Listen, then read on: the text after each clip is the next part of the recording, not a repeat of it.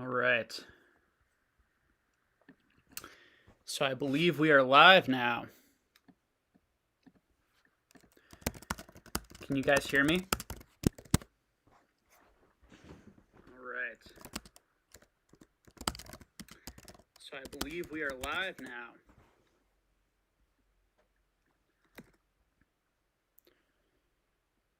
All right. So first I just wanted to apologize for last time. Um with the sound not working well and me not like getting to everyone's questions.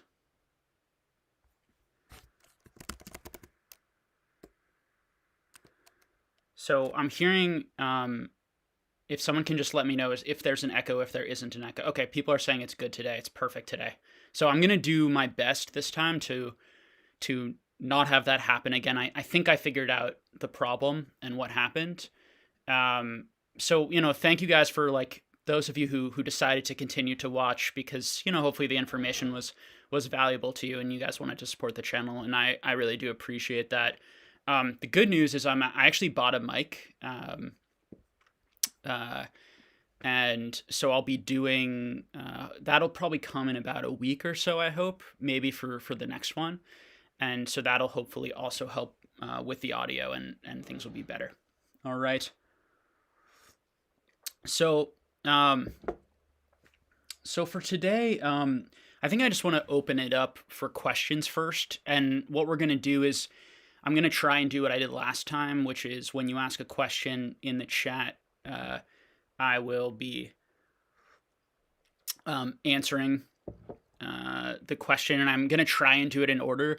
So I do not have a moderator yet, and perhaps I know that some of you guys really wanted me to have one to help control the chat and these sorts of things. So I will look for one, and if people are really interested in helping out the channel and doing that for me, they can contact me on the Instagram, which is Pokenomics _ at the end of the Pokenomics. But for right now, let's jump into these questions, and I'll do my best to do them in order. So, all right. So, first question: how about evolutions? And then the next question: with evolution rising, do you think the Japanese CP6 graded cards? Okay. All right. So let's talk about evolutions, and we can talk about CP6 and all this stuff. So evolutions had a big rise this week. I think in about 7 days from what I saw, the price sort of like doubled all of a sudden. So all of this is going to be definite speculation. But when a price goes up like that so much, I think you can think about it in a few different ways. You can either think about it as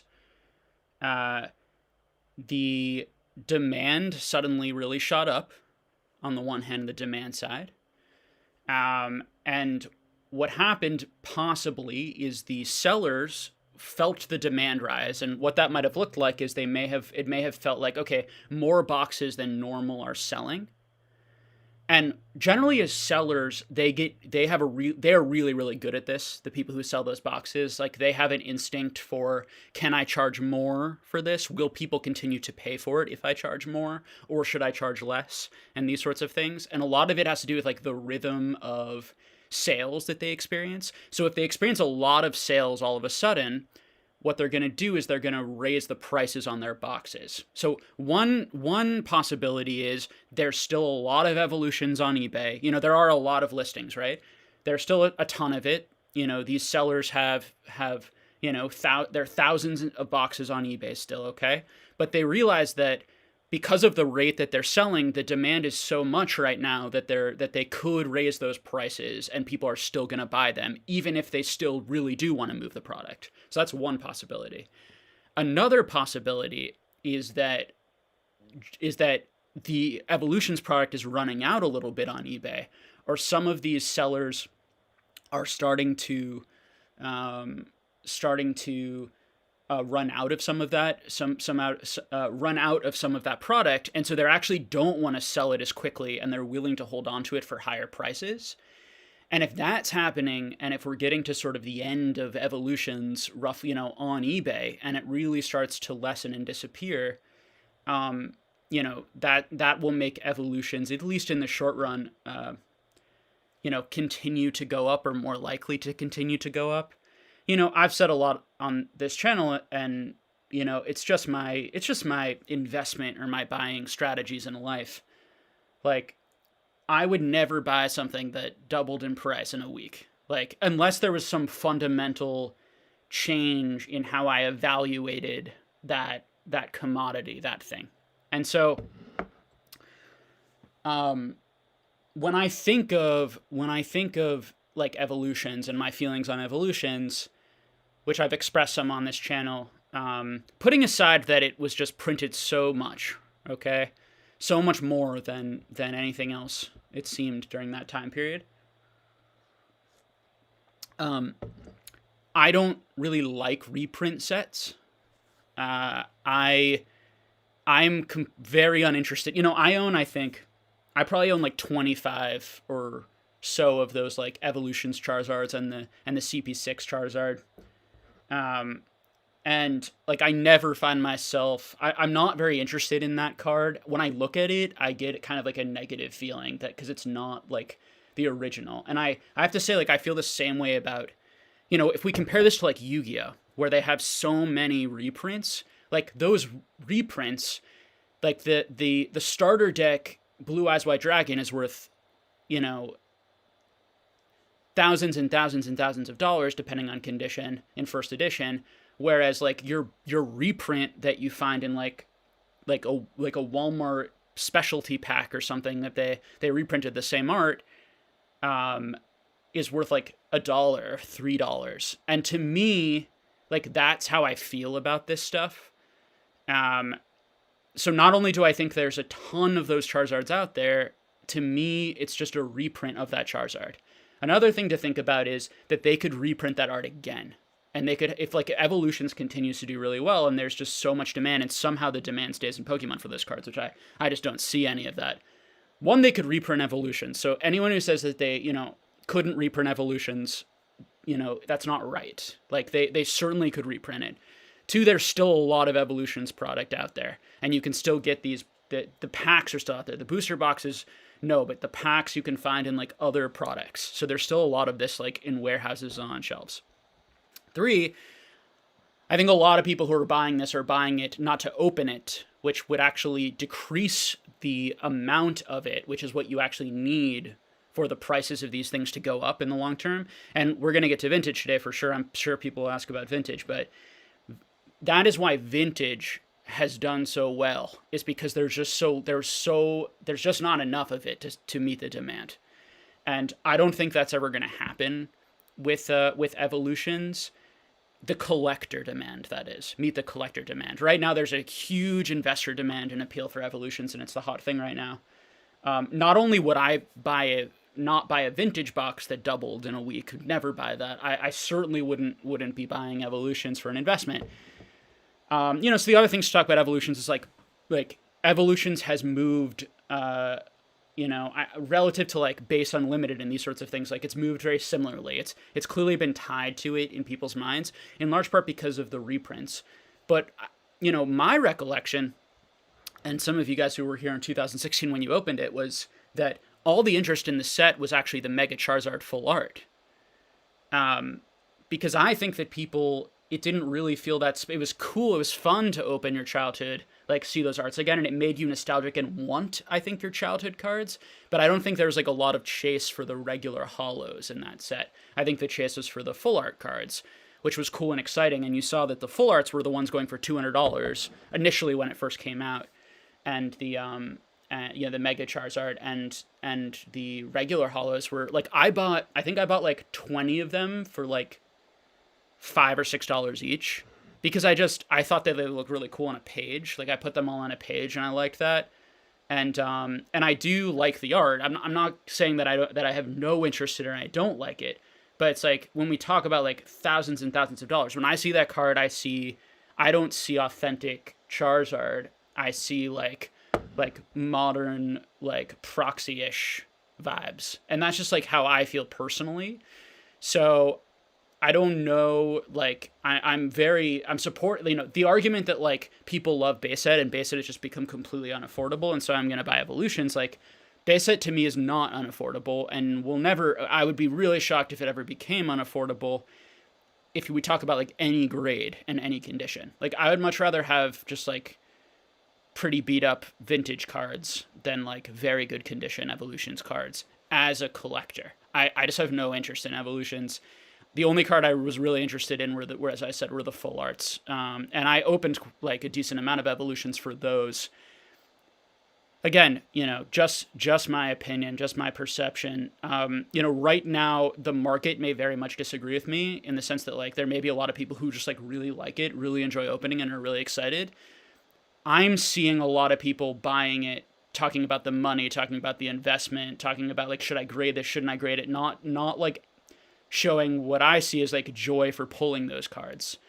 Whereas Hidden Fates, I think that there's more like genuine collector enjoyment. Although some people didn't like that one either, So there's a lot of, when we try to assess value, a lot of this is about trying to pull all the hype and all of the chatter and all of the noise and to sit with your own thoughts and be like, okay, do I think this is good? This has good value to it. And do I think that other people are going to value this? And I'm not going to listen to don't listen to what I say either. Like, listen to your own opinions. But, if you ask my opinion, that's, my opinion on Evolutions. Now it'll always be my opinion on Evolutions. And,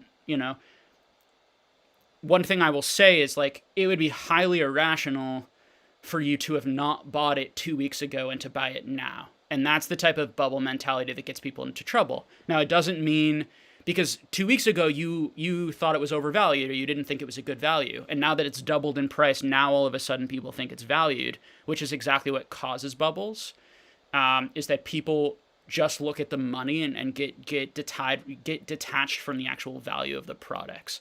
And so but what happens is that if a lot of people do that all at once, it can drive the prices up, and it doesn't have to matter if anyone likes it. If everyone actually has an emotional connection, what matters is like, are people going to continue to buy it and how much supply is out there and sort of those market fundamentals. And, those market fundamentals, at the end of the day, they don't care about how like one individual feels.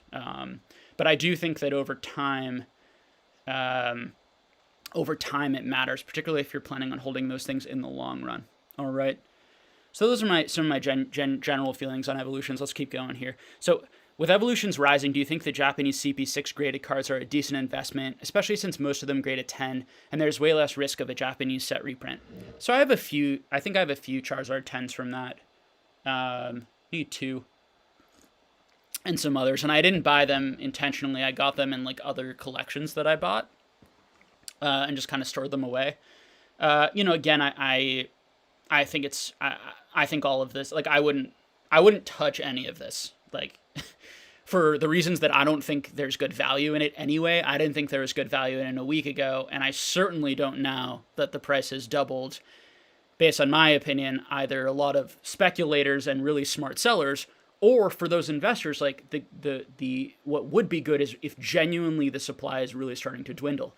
But my counterargument, on eBay at least, but my counterargument to that is that lots and lots of people still aren't going to be opening it, and so we're going to have it in their houses. And like, who's going to buy that from them at the new prices when that comes back on the market in 5 to 10 years? Like and maybe people will, and it's possible, but there, I think there are a lot of ifs in that. It's risky. All right. So in terms of that, I mean, the one thing I'll say about CP6 is like there's much less of CP6 out there from what I can tell. I don't see it nearly as much as Evolutions. I don't see the product nearly as much, and I think that the prices of the booster boxes from Japan, reflect that, and that's often something we see in those Japanese releases, is that they're much more allocated, and so from that perspective, like, it's a much rarer product. The issue is like, do people want that over the English, or will they just go for the English and they don't care if that's rarer? And I think that I think that a lot of people would feel that way. I think you're only looking at like more completionist type collectors who or collectors who prefer things in Japanese who would go for that. So that would be the stuff I would be considering. So I commented on one of your videos 2 days ago about Evolutions. Do you mind giving an in-depth analysis of where Evolutions is now and where you see it going in the future? Yeah, so I think I did that. I mean, my prediction in the future, I have no idea. The market is so red hot right now that, like, I mean, way in the future, I think I'm right. Like, at some point, right? That is my prediction, and but who's gonna buy this stuff from you down the line if it's not rare and people don't actually want it? But right now, like, I don't see any market signals that any of this is slowing down. I actually was starting to see them before Logan Paul jumped in. I felt like things were getting shillbit a little bit more. The market was getting held up a little bit more. I felt more panic, and then I, a little time, like the tiniest bit, right? There's still a lot of bullishness, and then when Logan Paul came in, I think it really reinvigorated the market in a lot of ways, particularly around base set and these sorts of things, but I think everywhere. And I think now what you're hearing from people a lot, and I bet we'll hear it today in some questions, is like, if base set has now gone up so much, are the next things going to follow it? And should I buy those now? I'm hearing that a lot. And that's the type of energy and buying interest that sustains itself for a while. Like, it would be really shocking if all of this collapsed all of a sudden, really quickly, like in the next like 5 to 6 months. That'd be a surprise. That would be like a really rapid descent. I think it's far more likely that this will sustain itself. So my suggestion to you, if you see things the way that I see things, is just be really engaged in the market and look for all of the indicators of it starting to turn. And when it starts to turn, make your decisions, whether that is to sell or whether that is to save some cash. Wait for it to come down a little bit and buy, whatever you're sort of working on, whatever your collection goals or investing goals are. So the next question is, what do you think about the reprint of the Elite Trainer boxes?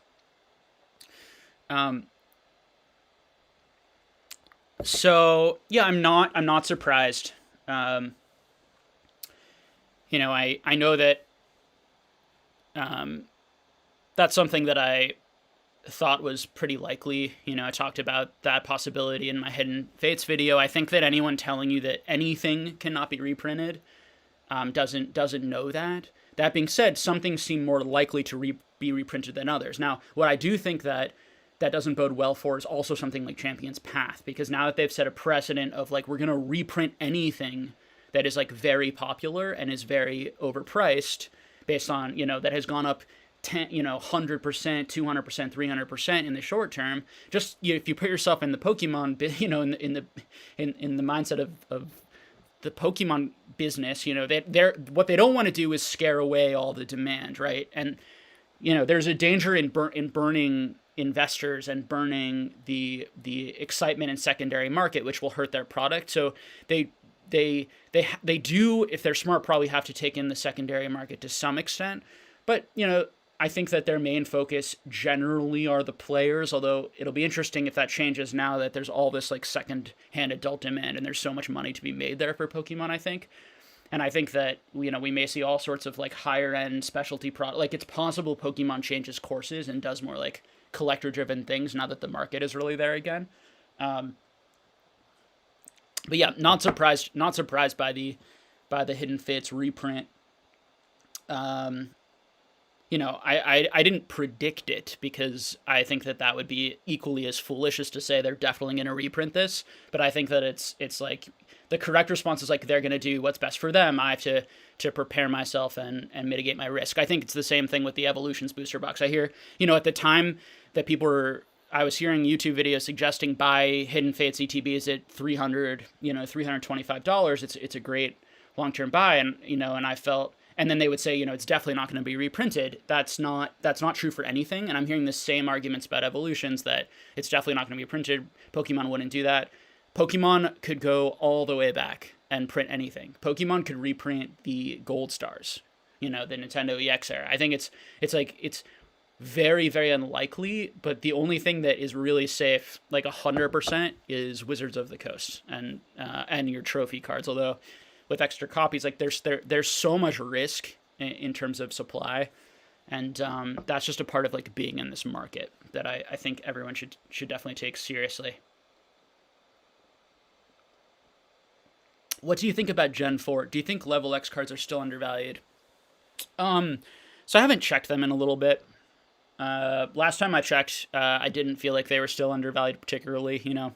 I own a lot of those cards. I really like those cards. As I said in my collector's video on them, I think that they're really underrated. I think that they got a lot of like hate from certain big names, from people in the hobby who are just like, they're not, no one likes them. There's nothing interesting about them. And like, I just completely disagree. I think that I really like the holo pattern on those cards. I think they're really cool looking cards.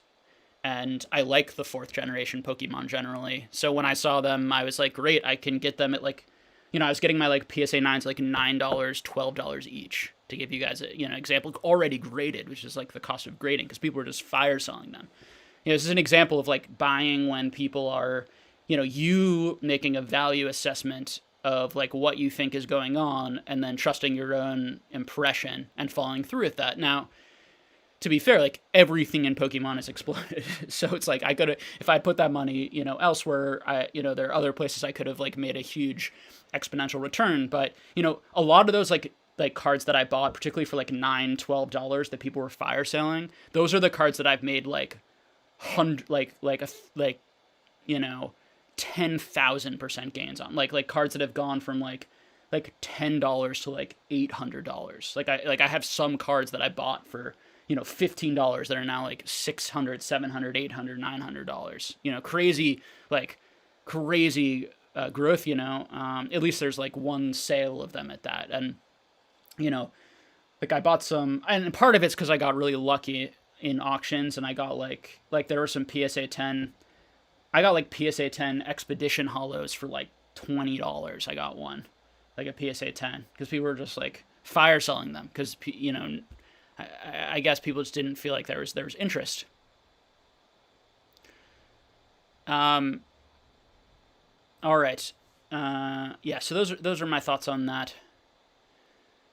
Yeah, really like them. Really like the level X cards. I'm not sure if I think that they're undervalued. I mean, maybe undervalued compared to other things in the market. Evolution thoughts. I think I've talked enough about evolutions, at least for now, unless anyone has like more specific evolution questions down below. What are your thoughts on all the influencers getting into Pokemon and driving up prices?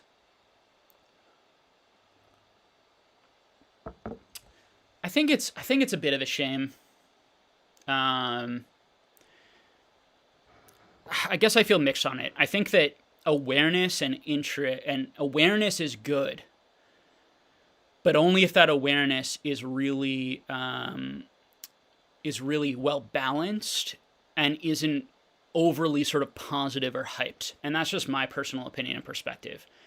I don't like the Pokemon is the best investment there is out there, buy Pokemon, Pokemon's the greatest thing, Pokemon will always go up. Like any influencer either saying those exact things or making it feel like that's the truth, I really don't like that. I think it's really unhealthy for the hobby. I think that you're doing a combination of bad things. One, you're pushing out genuine collectors who can't afford the cards anymore, and that's not good, particularly good for the hobby. And you're not doing it, in my opinion, based on like genuine demand. And when I say genuine, I mean like collector demand. I think a lot of people from sports cards and other places are coming in right now, buying things at 20 times, 15, 20 times the value as it was 4 or 5 months ago. And I see this like all the time on different people's channels and streams and podcasts, and then saying like, this was an amazing buy. This was a great buy. Meanwhile, I'm thinking like I bought like 15 of those for like nothing, like only a year earlier. We're not talking about like 2007, 2006, which was a totally different time period. We're talking about like only 1 year earlier. I think that has I think it it's not good for people's like psyche. It's not good for people's like experience and training. Like this is not normal. This is not a normal market in my view, like normal healthy growth. This is very like risky speculator driven kind of mania. And I'm not really sure who the winners are.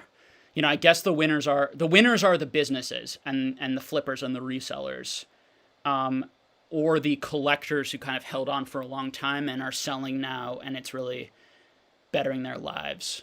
Um, you know, I, I guess the other good part of it, or the other pro thing, like as I said with that awareness piece, is that more people are becoming aware of Pokemon, and I want everyone to become aware of Pokemon. I want everyone to be asked, like, do you like this? Like, would this make you happy, and would you enjoy collecting this and like being part of like these communities and having fun with it?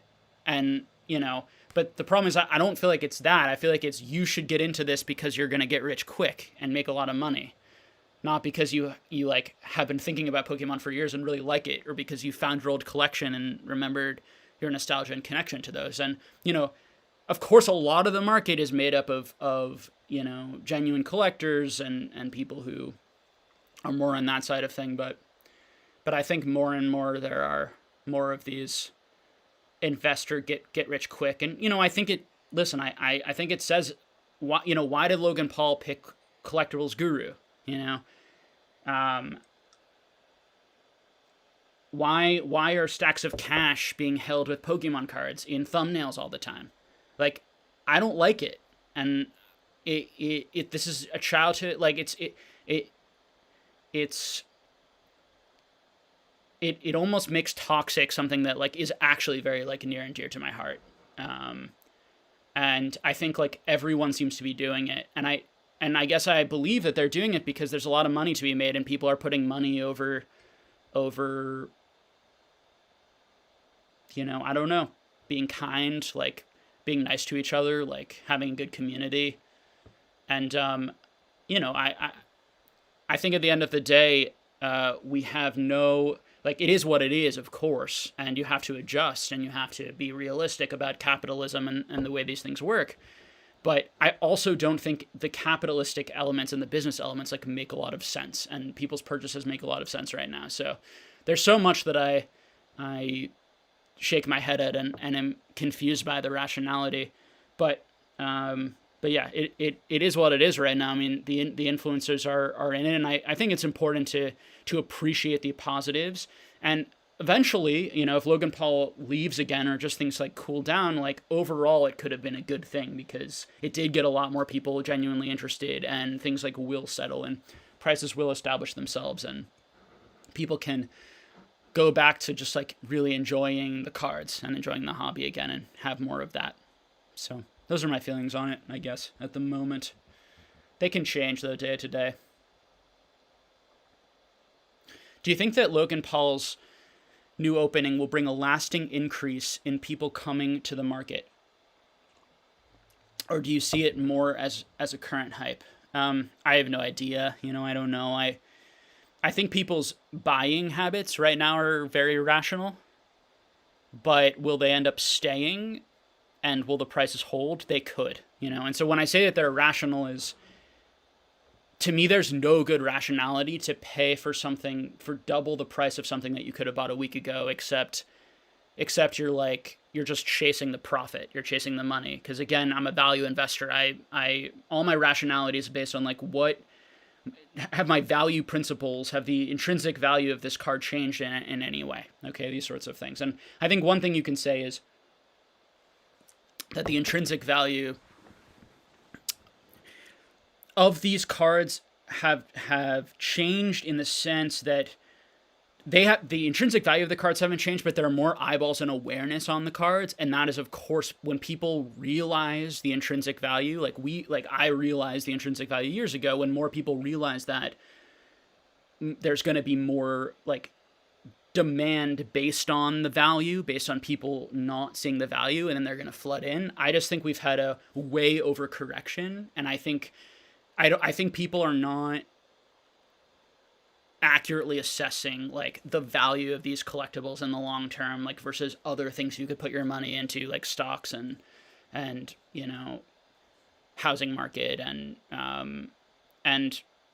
I think that you've got these people like Logan Paul, and these like Logan Paul is making a lot of money on Pokemon, right? Like he's getting a lot of viewers, he's getting a lot of new people to his channel. A lot of people are now interested in him that never were. Like I never thought about Logan Paul a single day, and now we're all talking about him. And Logan Paul's business revolves around his brand and being talked about, and I think that, like, I know that people had really positive opinions, or some people had really positive opinions about the box up break opening, seeing all of our like Poke YouTubers going on there and spending like way too much for a pack to get like called out, to get shouted out for the business opportunity. I don't like that stuff, guys. Like it irks me the wrong way, because it's sort of like people are putting profits and notoriety over, and they're willing to spend more money and give that money to Logan Paul than they could just go online and buy that pack. And none of them are buying those packs at these prices, I doubt. Anyway, but the reason they bought it is because they knew that the increased demand they would get and the increased money and revenue they would make on their channel would be worth the extra $4,000 and the money they could make back for those videos. And I get that like YouTube is a business and they treat it like a business. It's just not what I want to do. I don't like it. And I guess I just think that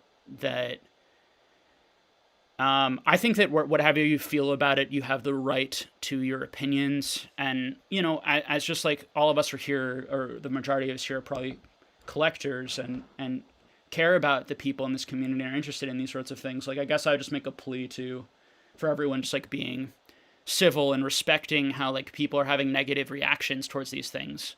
Not because they're childish or because they don't understand how the world works, or they're naive or some reason. I think we all get why it's happening and why people are doing these things, but because it genuinely rubs us the wrong way, because we don't like seeing something we love and care about being used to make someone money or get someone brand awareness. And it's all a balance. All this stuff is a balance, and everyone's gonna have their own opinion on it. All right. What would you like? Let's see.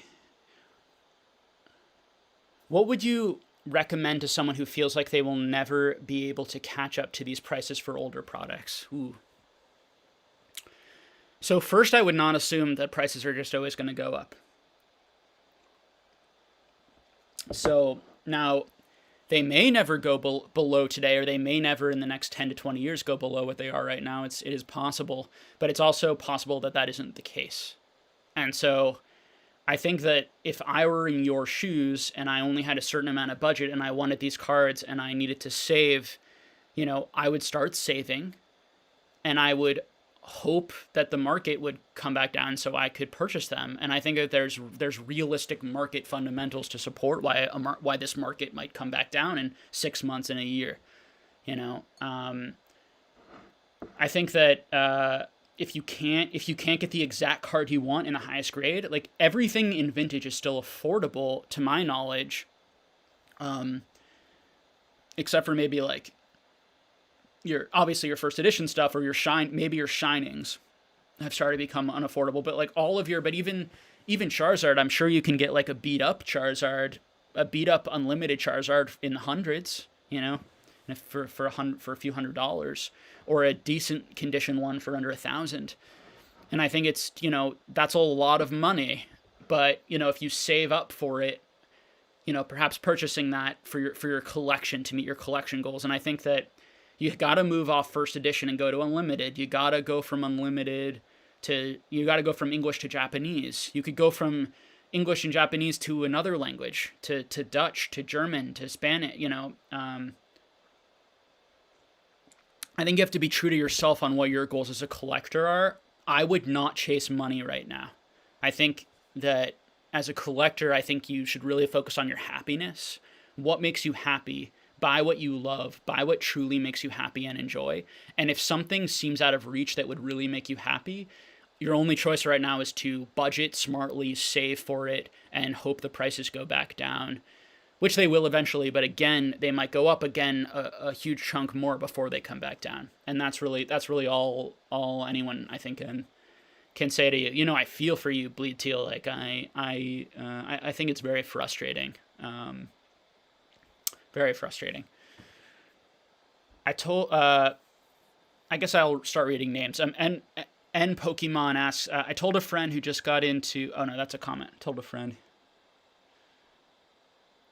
He says he told his friend that he should buy 4 boxes at $250, and now I wish I would have taken my own advice. So one thing you could respond on Pokemon if you're still here is, did you buy those boxes because you wanted to open them and collect them and because you liked them, or because you saw the heat around it, the market, and you thought you could then flip it in a few months?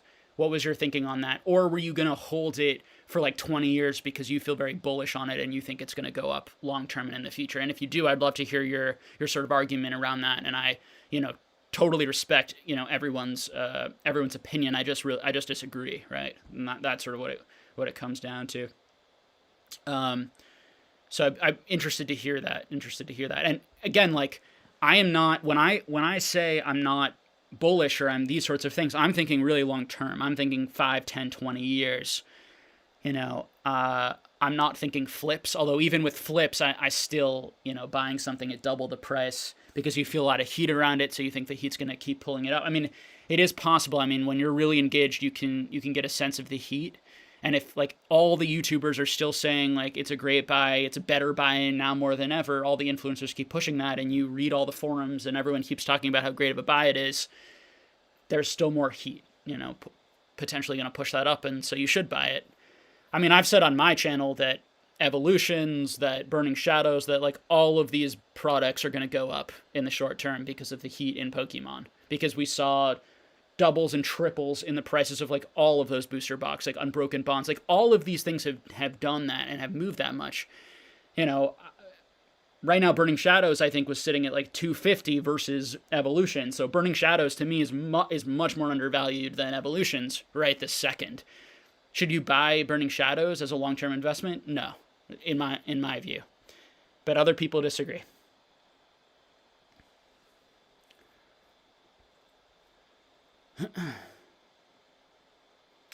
All right. Thoughts on Pokemon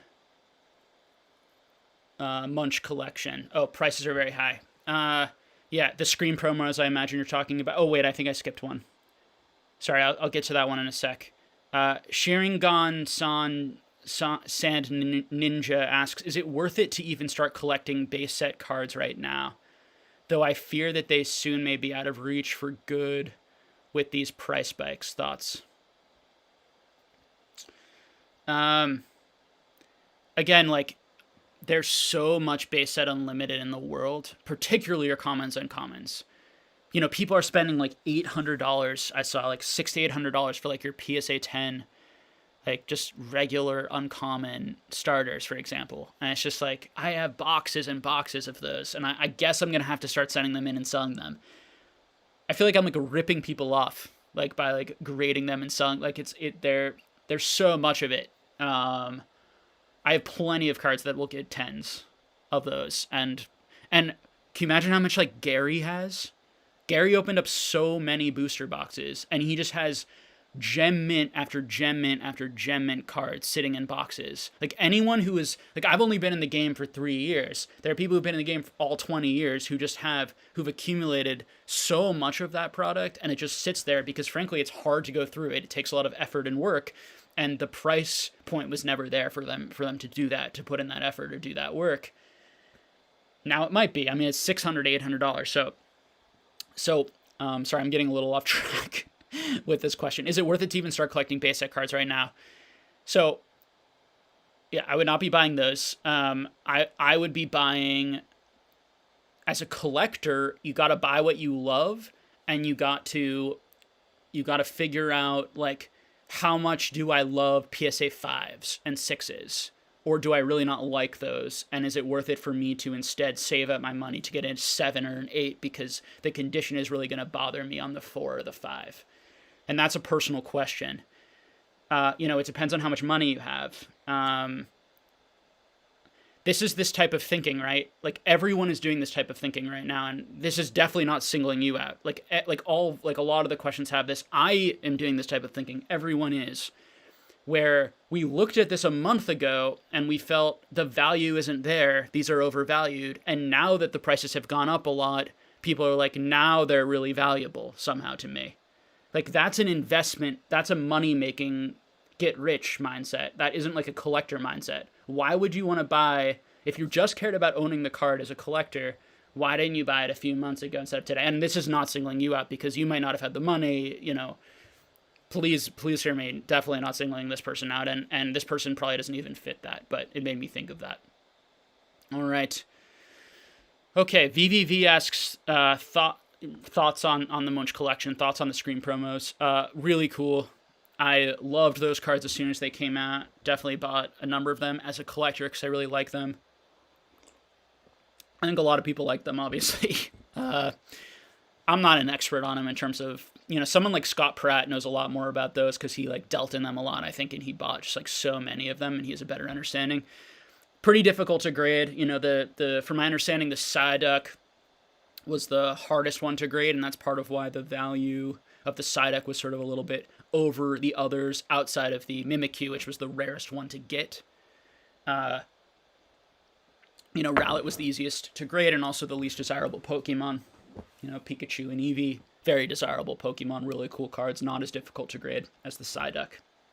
So, first I would say you really need to know what you're doing, and a lot of people are buying things kind of willy-nilly without knowing which ones are actually very difficult to grade, how many of these are out there.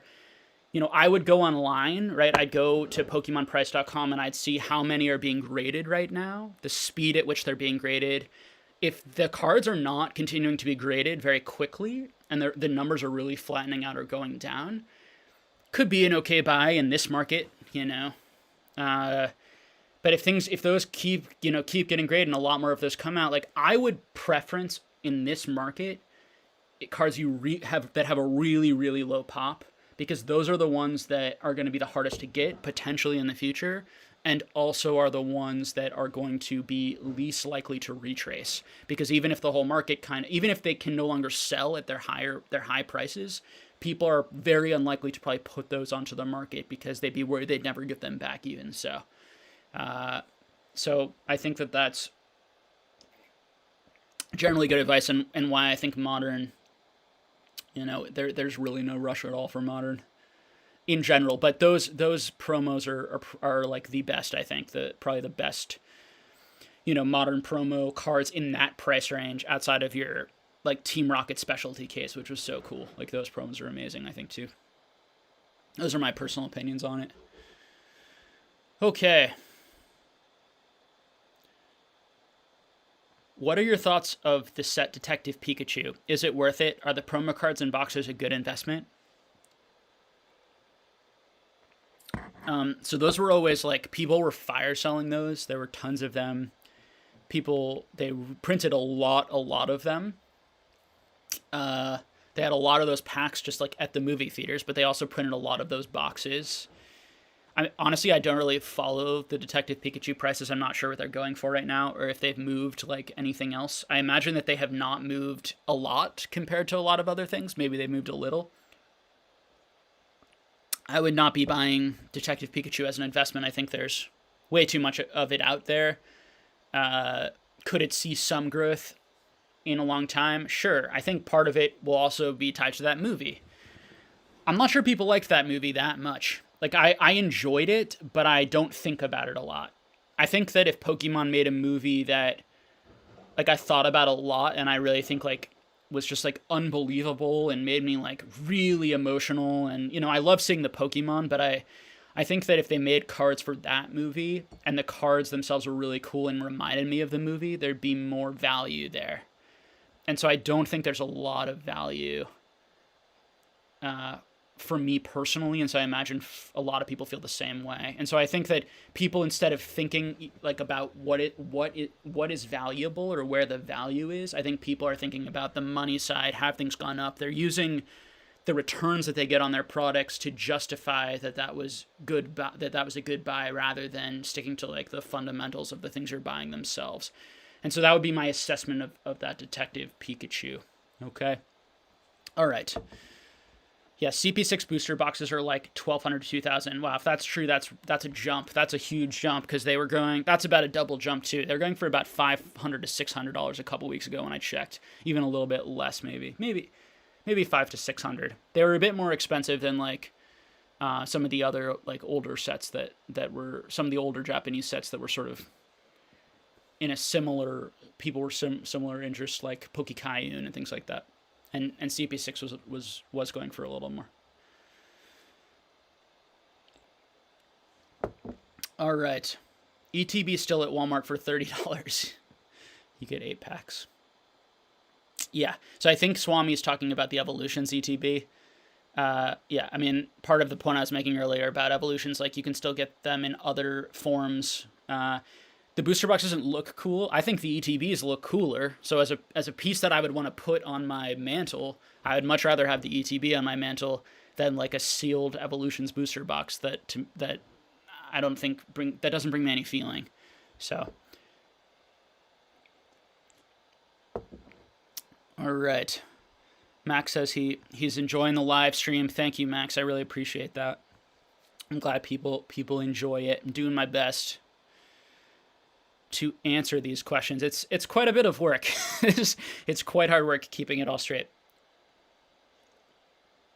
All right. Do you think non-base first edition WotC Charizards like Dark and Blaine's are undervalued given how many more unlimited base copies exist, yet unlimited base has such a higher price?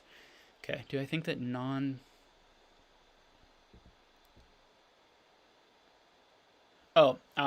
yeah, I see what you're asking here. Sorry, I'm a little slow sometimes. So you're asking, do you think non-base first edition WotC Charizards like Dark and Blaine's are undervalued given how many more unlimited base copies exist, yet unlimited base has such a higher price? And there's two of those. Yeah, so I think that this is going to get into this theory of like what is going to be the new norm. So the relationship between base set and the rest of WotC sets is always something that's in flux.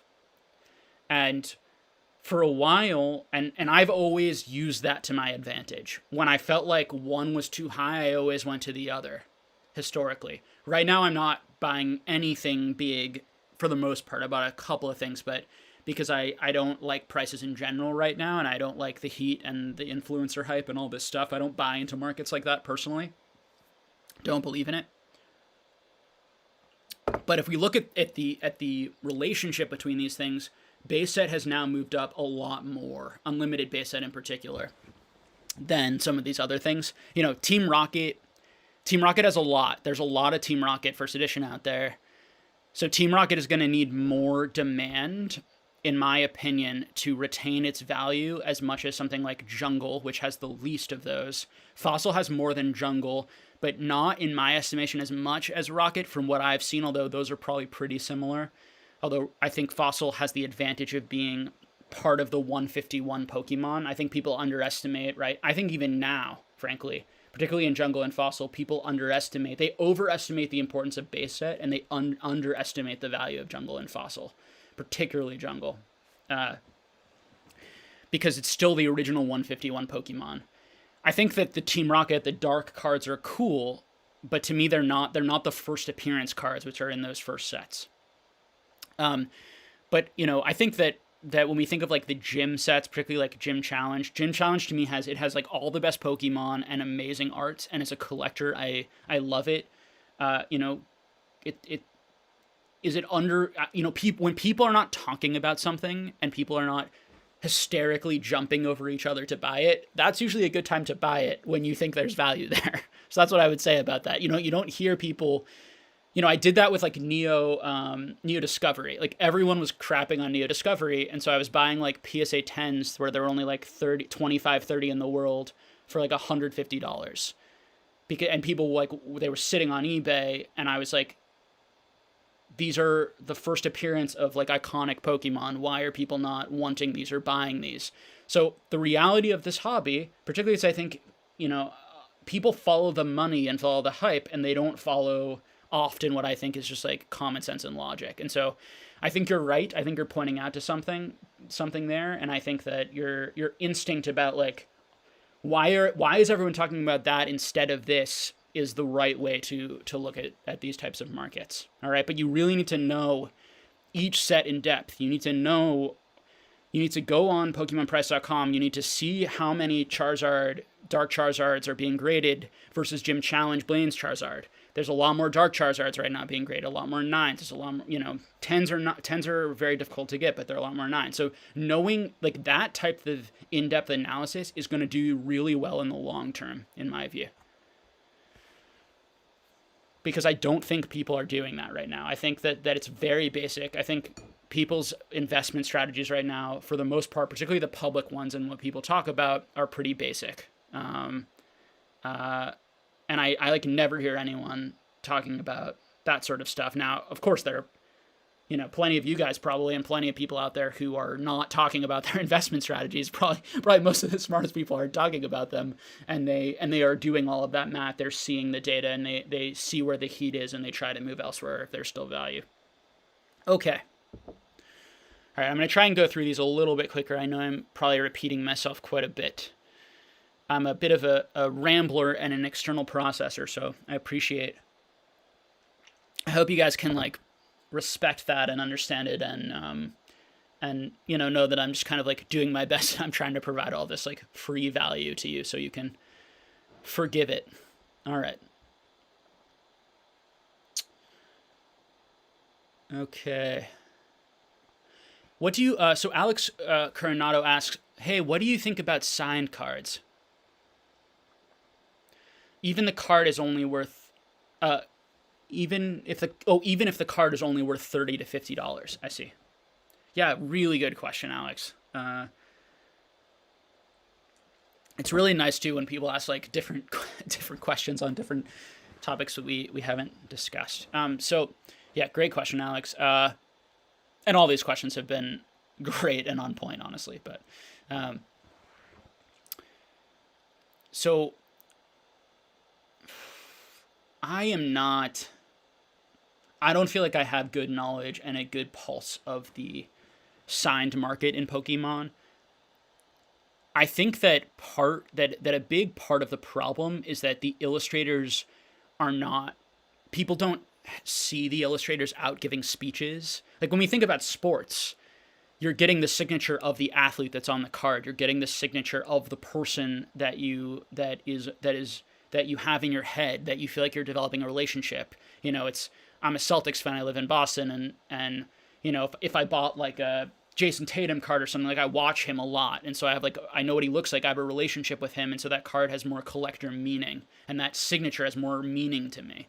So I think the thing about signatures is it's personal, right? But if you don't have a personal connection to the artist, there isn't going to be as much value there potentially if you don't really know about him. So I think that for now, the signatures are more for people who have more experience in Pokemon, know the illustrators, know the different illustrators, have developed over time an appreciation for certain illustrators, really love certain illustrators, maybe more than other illustrators, but other illustrators, and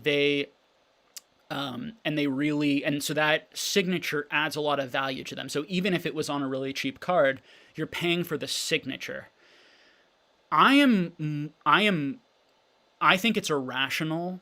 I think that the signature and the card have nothing to do with each other, and that isn't the way that people are going to react or respond. And it's not 100% true. There are a few examples where like there could be like an exponential growth in value with the signature and the card, because like if someone died and you have their signature, like I think of Christopher Rush is a good example. He signed an Alpha Black Lotus, and that'll be like the only, there might be two of them, but I can't remember if there are two or one in really high grade. And that's like the only one that's ever going to exist with his signature, because he's dead, because he passed away, and so he won't be able to sign a new one. So there are those circumstances where the card itself creates an added rarity to it. But while someone is still signing and is still alive, to me, I would separate the value of the card and the signature. And so the signature in and of itself should be the thing that gives you that value. And when you think about like which signature is going to be more valuable, you have to think about which artist did the most popular cards. You have to think about, yeah, which artist is known the most and enjoyed the most, and you have to think about how much the artist signs, which is going to get to rarity, and it's going to be very key. So if an artist signs a lot of cards, like Arita signs the most cards from my understanding, and I'm such basic understanding of this, so, but I do know that that's accurate. There are other, Fukuda, and there are a lot of artists who, and I'm trying to remember the rarest one. Gosh, I cannot remember their name. I'm not a dealer in these, but if you really want to invest in that, or you have to know how rare, how much do these people go to Pokemon events and sign, how many cards seem to be out there, and that's really going to matter as well. So hopefully that answers that question and gives you guys some insight. All right. Ghostlord asks, do you think we should sell boxes for 450 each now, or keep holding or open? I assume you're talking about evolutions. So I think I've sort of touched on evolutions. I'm not going to tell you specifically what to do. I think you can probably, I guess the one last thing I would add is it's part of the problem of investing, if you don't have a plan, is when to sell. And so when you buy a product, what I would suggest you do is I would suggest you figure out a price point that you're going to sell at, and then when it hits that point, you should sell it. And I think part of why a lot of things aren't being sold right now, interestingly, is I think that we have a lot of people who are not used to selling things that much, who have a lot of cards and a lot of value, but who are maybe uncomfortable with selling, uncomfortable with eBay, uncomfortable with the whole process, but also uncomfortable with letting go of things, and because of fear of missing out on future gain. And I think interestingly, that's keeping a lot of product in people's hands, when if they could easily press a button, it would just be gone, like the stock market, for example, where much easier to trade. So I think that if I were you, Ghostlord, I would come up with a plan, whatever that plan is. If you think that the influencers are going to push it, and the hype and the energy around it's going to push it another 150, another 300, another $400, whatever it is, I would make a plan for, I'm going to sell at that point. Or I'm going to say, I'm not selling at all. I'm going to hold this for 10 years as an experiment, and in 10 years, I'm going to sell it, and I'm going to see how I did. So I would set goals and come up and try to follow through on them, and treat them as a learning experience. And I would also, depending on your financial situation, Ghost, I would hedge your bet. So I would do some of that, if I would maybe keep some of it, sell some of it. I'd want to probably recoup my expenses, things I put into it. It would also, the other part that it would have to do with is there something else I want to buy? Is there something else I think is undervalued that is going to move up more? If I sell this boxes, and I put my money over here, do I think it's going to do better? So all of that stuff would be what I would think through. Sharingan Ninja says, I'm a bit of a perfectionist. Should I buy PSA graded cards right out of the gate that are 10s, or should I hunt down raws and send them in? So it completely depends on the card. Modern, I think a lot of the time, definitely modern for a lot of things, like most of your rainbow rares, most of your cards right now. I think your best bet is buying large collections if people are still willing to sell them, where you have lots of cards and then you pick out the 10s. You have to buy collections of people who really have never graded before and just bought a lot of modern and opened the packs and put them fresh into sleeves. That's a lot better than buying those 10s. I think when you talk about vintage, buy the vintage 10s 100%, because the vintage 10s are much more difficult to grade, and also there's a much more of a premium on the pack to PSA card ratio. I think the PSA cards, in a lot of ways, have been really undervalued, and the PSA 10s have been very undervalued, and we're seeing corrections in a lot of places right now. But they've been really undervalued because they're just so difficult to grade, and they shouldn't have such a difference between that and the sealed product in a lot of cases in the vintage. So modern, generally speaking, but you got to do your research. You have to know how difficult something is to grade. For example, your evolutions, regular Charizard, Holo Charizard, and Reverse Charizard are very difficult to grade. And so it's probably, particularly now that evolutions went up so much in price, it'd be much cheaper probably to buy the 10 than to open a bunch of packs and break it all down and sell it all just to get that 110. So you have to kind of do the math, and the way you do that is by going to PokemonPrice.com, for example, And it's not always accurate, but it's pretty good. And looking at the ratio between 9s to 10s, figuring out how difficult this card is to grade, figuring out how quickly the 9s are going up versus the 10s, all that stuff, all that good stuff, okay? Okay, so Joe Sherman asks, if you wouldn't have purchased a card at its price, does that mean you should sell it? What a great question. Guys are making me think. I think it's a personal answer. I think that if you bought these as investments, then absolutely. Like the logical thing to do is to sell. If you think that things are overvalued, you should sell. Now, if you think things are overvalued, but you don't think other people agree with you, or the vast majority of people don't agree with you, and you still think there's heat and that the market's still going to grow because of that, there could be room for you to make a plan like, I'm going to wait another 6 months because I still think the energy's so hot that things are still going to go up a little bit. And even if I disagree with the assessment that everyone is making, there's still money for me to be made there. There's still more of a margin. So that would be my answer for something like in this time period.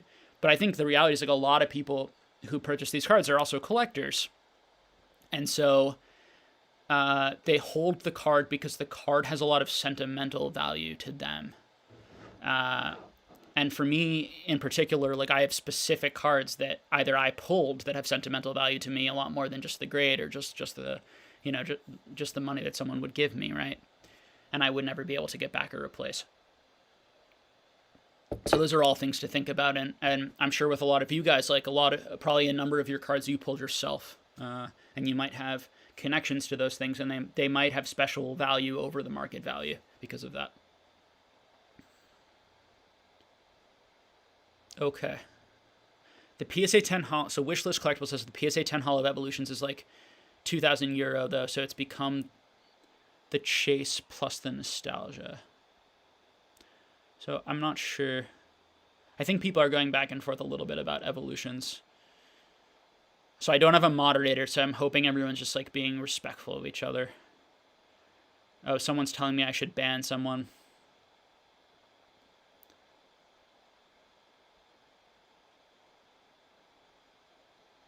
Oh, someone's spamming the chat a little bit.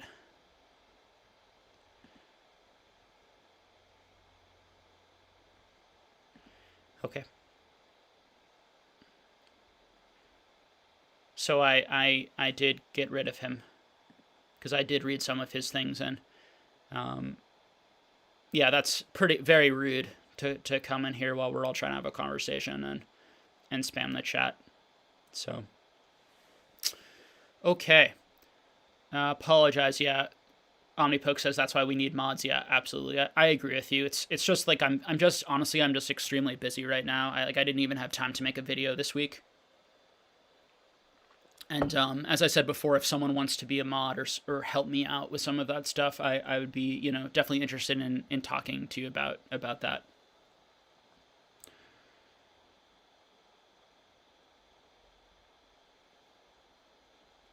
So Ninja asks, I'm sure you've probably commented on this in other videos, but for ones looking to potentially make a profit in the future, would you recommend going for those PSA 10s instead of 9s?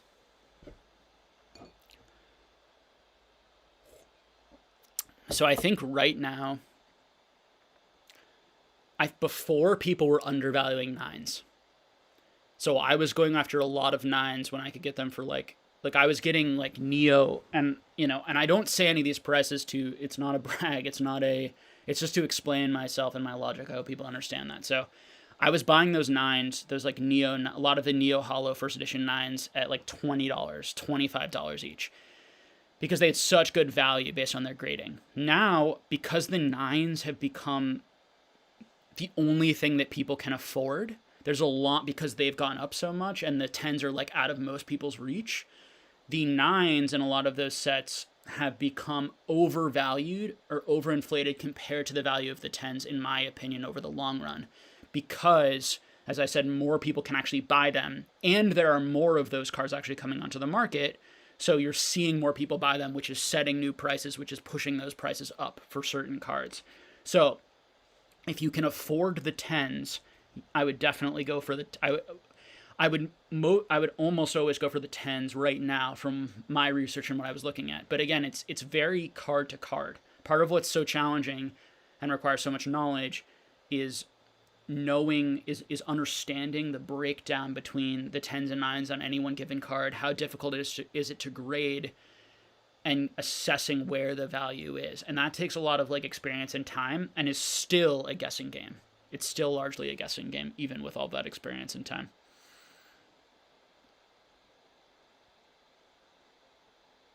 So you also ask what would be considered low pop. So yeah, so it's all relative, right?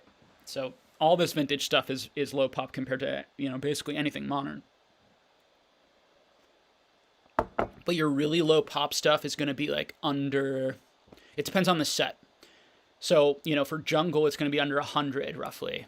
For fossil, similarly around there, a little more maybe. Some of the lower pop ones. For base set first edition, it's going to be basically all of them. I think are pretty low pop considering the demand. But when we look at the Neos, then you're seeing like really, really low pop. You're seeing 9 in the world. You're seeing 15. You're seeing 20. You're seeing 30. Like many cards from each of those sets have only 30 in the world in PSA 10. So those to me are much more undervalued right now than base set is, than anything base set. I think base set first edition is way overvalued compared to those. Now, base set first edition PSA 10, if you can actually afford those things, like I think probably mostly wealthy people are buying those as long-term holds, and it'll be difficult to pry those away from people for less than they're paying for, potentially.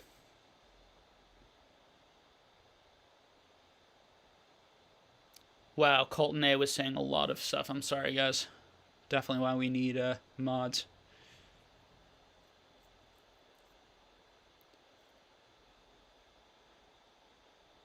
So I'm going to try and get to some questions from people who haven't asked questions yet.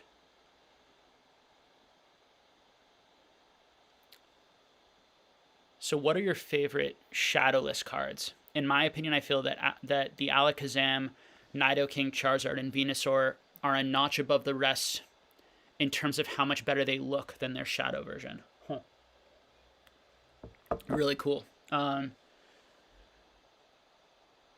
Yeah, I'm a big fan. So I think, interestingly, part of why base set does so well and why base set first edition does so well, certainly it was the set that most people opened, but I also think it's because of the shadowless component. This is just my opinion and it could be completely wrong, but I think if shadowless first edition didn't exist, or if it existed in base set, or if it existed in like jungle and fossil, it would more tie those three sets together in terms of value. But because it doesn't have that, and there's something about that look to me when you have that shadowless edge that just presents value in my brain. It's like hardwired in. I think it separates it more and makes them more valuable. So I just want to make that point on shadowless. When we think about the specific shadowless cards, so the cards that really look different than their unlimited cards, I think there are some that look cooler. I'd have to have them in front of me to really like give you guys my honest opinion. But yeah, I love the Alakazam. The Nidoking looks really cool. I love the color change in that one. I agree. Charizard, yeah, definitely has the difference. Venusaur, I'm not as quite as familiar with the difference. Like just offhand in my head, I would have to see it. But those other three, particularly the Nidoking and Charizard, I really notice when I look at the unlimited versus first edition cards. That always jumped out to me. So Drew Dog Andrew asks, have you noticed how modern went down a lot the past few days? So I actually have not. Oh, so you're saying that not the booster boxes. Oop, my chat is freaking out. Hold on. Oh no, I just lost my place. So you guys will have to give me a second to find it.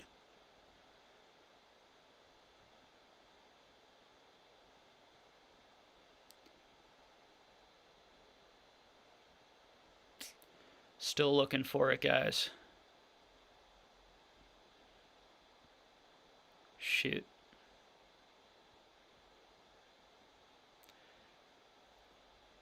I may have lost it. There are just so many questions and so many comments coming in, it's hard to find it. All right, I'm just going to have to jump to a new question, I think. So, Yeah, I apologize for that. So, uh, Andreas Von asks, how do you feel about the Topsun Bandai cards? Yeah, always loved them. Uh, I have huge positions in them because I really loved them. I knew that they were extremely difficult to grade, and I saw how much rarer those tens were going to be than even anything in WotC, and I was getting them for an extremely low price. So I went after them, uh, and yeah, I thought that they were like the most undervalued cards in the hobby at the time that I was buying them, because everyone was saying that they weren't, like, they were too niche or people weren't that interested in them, and I was saying they have like some of the coolest art in the hobby. They're like full art cards, and they're pre any they're Japanese exclusives, and they're pre anything base, they're pre base set. And my knowledge and understanding of collectors, particularly hardcore collectors, is they're going to want the first, the rarest, and the coolest looking. And so to me, it was like, I was shocked that those cards were so underappreciated and undervalued. And I think it just goes back to something I beat with a dead horse on this channel, which is that, like, I think where you're going to make really huge returns on your money often in life is by assessing value where other people don't assess it and other people don't see it, not by jumping on the bandwagon of what other people are already saying or hyping. So when people are bandwagoning on something and they're right about the value, it's not bad to jump on with them and buy. It's what's bad is when they're bandwagoning and you on top of it don't agree. And so that's what I would suggest people do. So yeah, I really like those cards. My favorite cards, particularly, so you asked for Topsun and Bandai. So the 1996 Bandai cards, I do not like as much. I just never liked them nearly as much. I still think they're cool looking cards. I have some of them, but the cards that I wanted full complete PSA 10 sets and bought and have like doubles and triples and quadruples of some were the PSA 10 were the blue back and green back Topsun cards. Although I'm missing a lot of tens. My goal was to complete the full set in tens. It's just very difficult to do. Is that Topsun set, and then the 1997, that's from 1995, and then the 1997 Monster Cardass is my favorite art. The Topsun Bandai cards, there's something about them I really loved immediately. And they're like the first ever quote unquote Pokemon cards, although that's a bit questionable. We'll see. I know. Oh my gosh, I forget your channel, man. I wish I could give you a shout out right now. But there's someone who's going to be interviewing eBirdman, a really nice guy who's been interviewing some people, and eBirdman may have some information on that and share that. So I'm looking forward to that interview. Bad Heaven 22, Jake, I own an Evolutions box for personal seal. I just bought 2 more boxes for about $350 each. 2 reasons. One is to hold for a long-term 20 years. One is to flip at 1,000. Yeah, it sounds crazy, though. Yeah, I mean, like, I 100% wish you success. I hope that the market is big enough to bring in all of that bad heaven. I think it's completely reasonable. You have a plan. Like, I congratulate you on having a plan, right?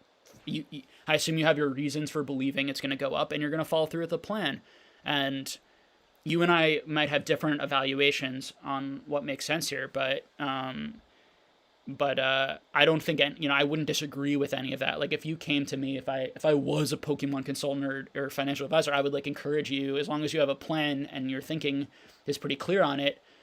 I might throw out a few counter arguments, but if you still wanted to do it, like, you should absolutely do it. You should 100% trust yourself over me, over anyone else. 100%, particularly if you've done your own research, because we're all just guessing. We're all just guessing. Okay. What's your thoughts on lower grade first edition cards 6, 7, 8?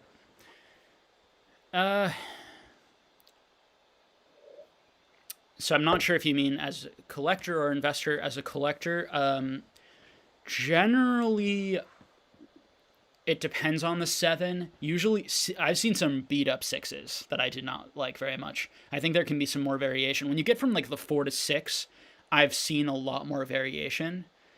And so for me, if I'm gonna buy a 5, or a 6 or a 4, it's gonna be very dependent on the card itself, whether or not I'm gonna enjoy looking at that card.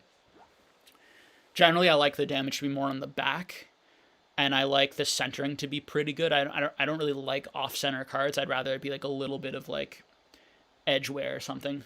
So everyone has their own preferences on what they, as a collector, what they find more appealing. I think 8s are generally like really great cards.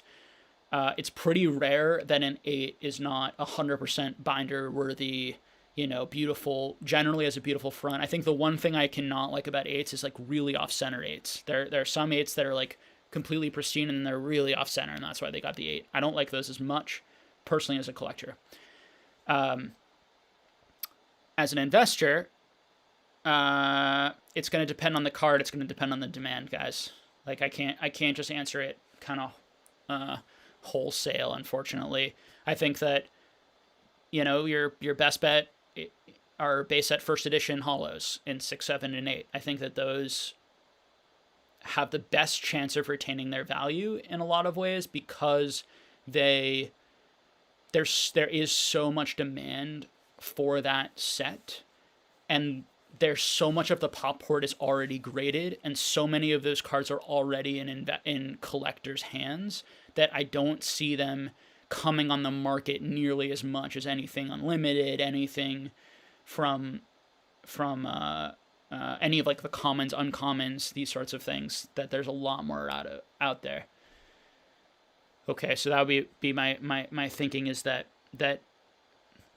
rarity, and when we talk about like trophy cards, like 6, 7, and 8's amazing for trophy cards, and I think some of the most undervalued cards in the hobby sometimes are low graded trophy cards because there's still the amazing trophy card that there are only 6, 10 of in the world, and like the value is so much in the card itself that it doesn't need to be as much or held up as much in the grade.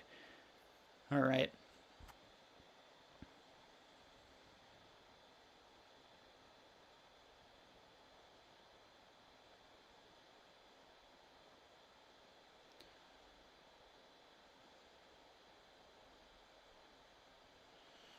Let's see. Some good conversations I'm seeing. Liking the conversations.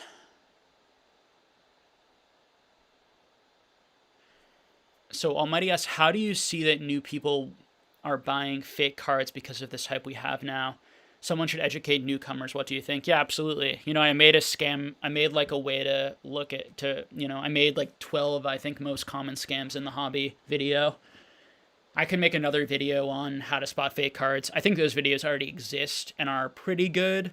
I think Leon Hart made one that I saw, and PokeRev made one, I think. I'm not sure PokeRev went over it as in much detail, and actually frankly, better than either of those videos and better than my video. There was someone who made a video like a long time ago that has a lot of views. Some just like random non-Poke-tuber who I shouldn't say is random, he might not be, but someone who I didn't know or see in the Poke-tuber space who made a video really going into depth into like the different things that you might see. And I tried to do that a little in my video, but there could be a more full video made on that. I think part of the challenge is that part of that comes with experience, and you just have to see real cards for a while. And it also, I think people are jumping in on fake cards and fake things because people are feeling very intensely that they really want to buy and they really want to find things and are frustrated with the high prices. And so when they see something come up under market, they're more impatient now than they would have been in the past. And so they're more willing to buy that, to jump on purchasing that card, even if they know or have a sneaking suspicion that it's probably fake or booster box. So it's certainly an issue. It's certainly something we should all try to help each other with. And people sell fake cards and fake things, and they don't know it's fake. So you have to be careful not to jump on someone necessarily, because they might have been told and scammed by someone else. All right.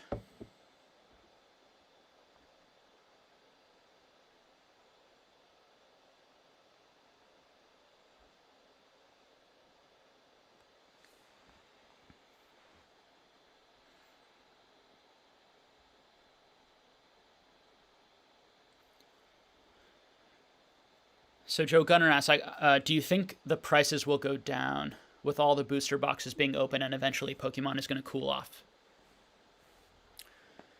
I don't know.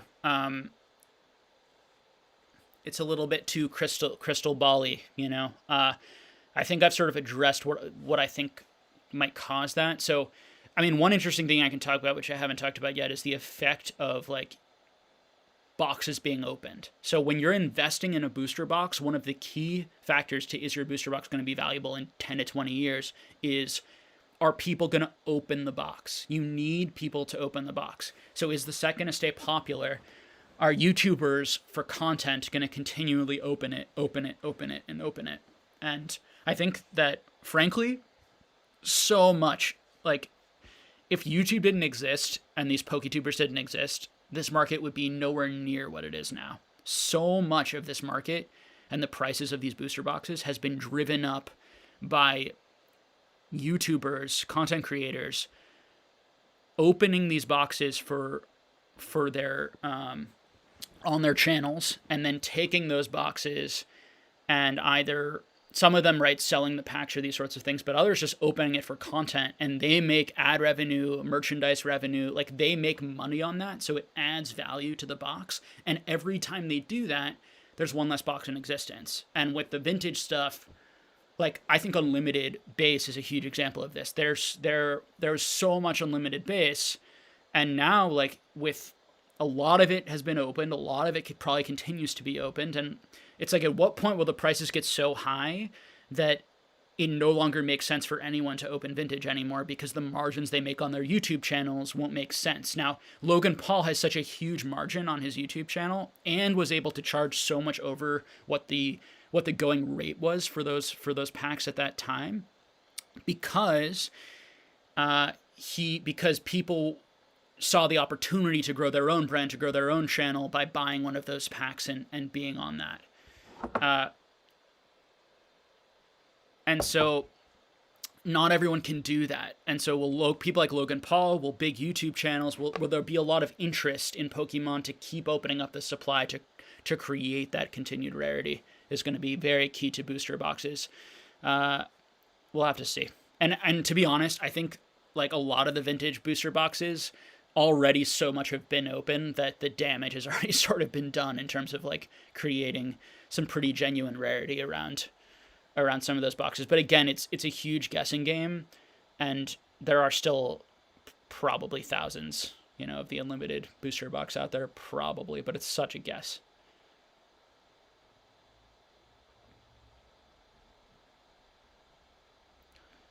Let's see. How do you, Ganon O asks, how do you feel about black and white full arts for a long-term investment?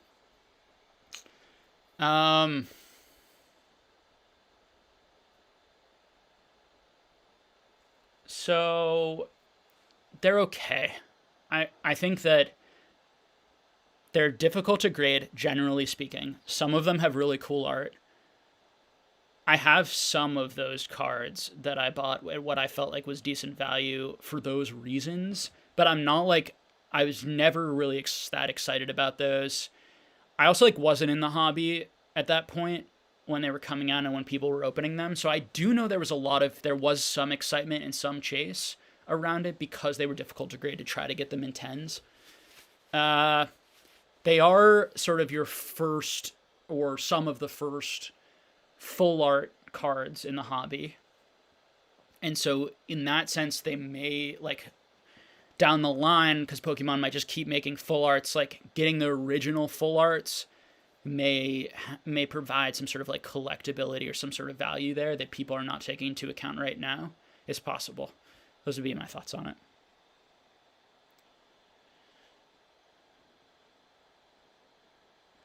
So John asks, what are your thoughts on the prices of vintage sealed product?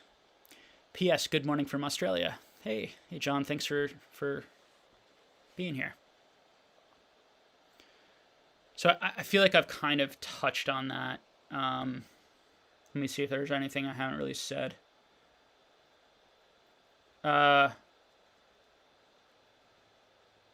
I don't buy things that go up, huge amount in price generally. I do think that if you that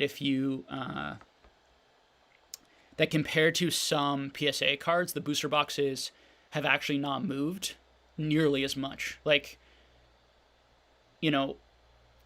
large portions of my collection have like 10x'd, 15x'd, 20x'd, in part because I bought at very low prices, but the booster boxes have not. Like, no booster box has done that in the last 6 months, 7 months. Booster boxes in some ways are safer, but they're also a lot less affordable. Now, they're safer because they're also provide a potential experience. They can be sold to YouTubers. They can be sold to rich people who want the experience of opening the packs and can't get that from just buying the card. So when I think long term, you can convert sealed product into PSA cards, but you can't convert PSA cards back into sealed product. And that does provide, I think, some mitigation to risk. But on the other hand, if you do open that box, you're unlikely to get PSA 10 cards. Very unlikely. Very, very unlikely. I mean, if we look at like Logan Paul's, it'd be interesting to see if they show us like the grades from Logan Paul's box. But most of those cards, particularly the hollows, are not 10s. So that is part of where I think the premium of 10s can come from over the boxes. Because for people who really just want the 10s, the cheapest and only way to assure you get that is to buy the 10 outright.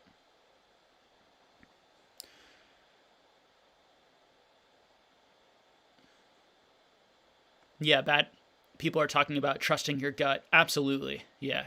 Like, as always, guys, feel free to disagree, or disregard my opinion specifically, and trust your gut, particularly as you develop more time in the Pokemon market and get a better sense of what's going on. You do have to trust your gut for sure.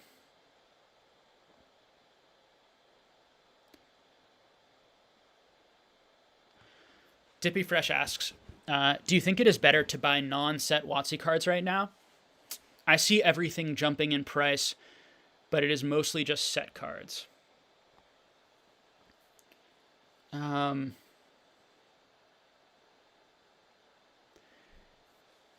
Non-set WotC cards. So, yeah, I'm not sure. I think that it's so dependent on the set.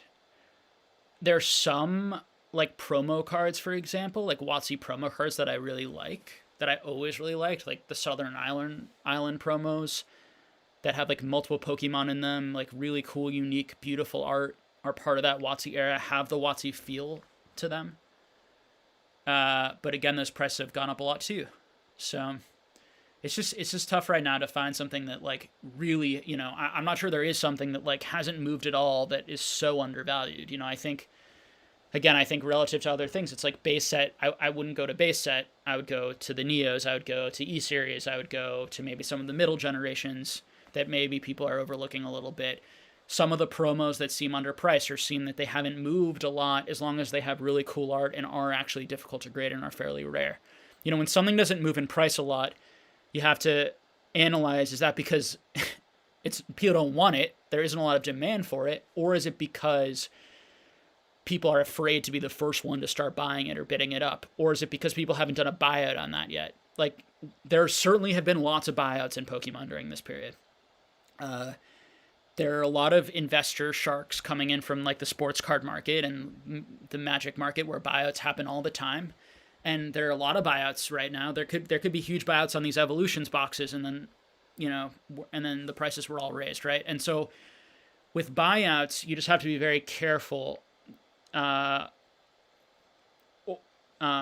into that. And then if you want to try to buy something else out, you could, I don't like that business practice, but for sure, you could buy out a huge amount of these promos, and I'm sure the price would go up, like, if you have the money. And, like, people's mindset right now, everyone's kind of, like, listening to the prices too much and not trusting their own gut, I think, enough on what is actually valuable to people. And so when they start to see the prices go up, other people will probably jump in, and then you'll be able to cash out, some of your cards, that sort of thing. So I think lots of people are doing that right now and are having success with it. Yeah, some people saying I'm sick of seeing base set everywhere. Yeah. Scott Savage asks, "What's your favorite first edition card in your collection?" Oh,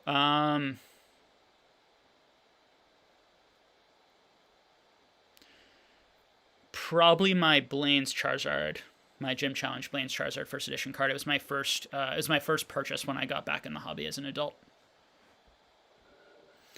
After I did my research.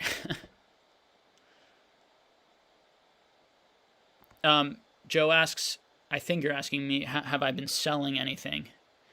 No, I've not been selling anything. I'm honestly, I'm kind of like I'm just not interested right now in like selling into this in deal. Like I'm okay if I make less money in the future. I want things to calm down for me to have a better sense of like the market stabilizing before I would sell some stuff. But honestly, like I there's a like most of the stuff that I have, I mean pretty much all of it actually, like I planned on keeping for many years. You know, talk about my investing strategy, like I really believed in Pokemon as a long-term investment, particularly the cards I invested in. And my long-term strategy was to sell them in many years after I also got a lot of enjoyment from them and pleasure from them. And then my plan is I'm going to sell it on to hopefully the next generation and someone kind of young and interested in finance like me and find and feel really good about that. So that was my plan. My plan was not to, you know, short term try to flip anymore for profit. I'm sort of past that for myself in the hobby.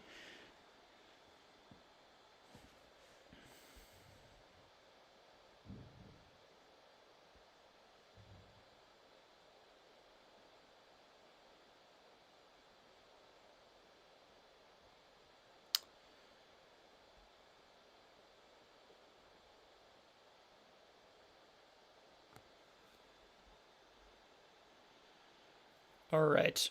Looking for the next question here.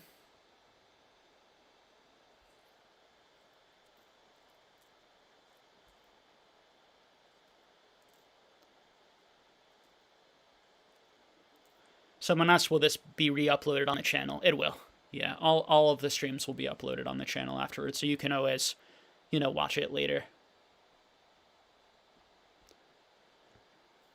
Josh Harris writes, "Hi, I just sold my complete unlimited base set hollows. Do you think there will be a chance to get those back one day at the same price or lower?" I do. There's certainly a chance.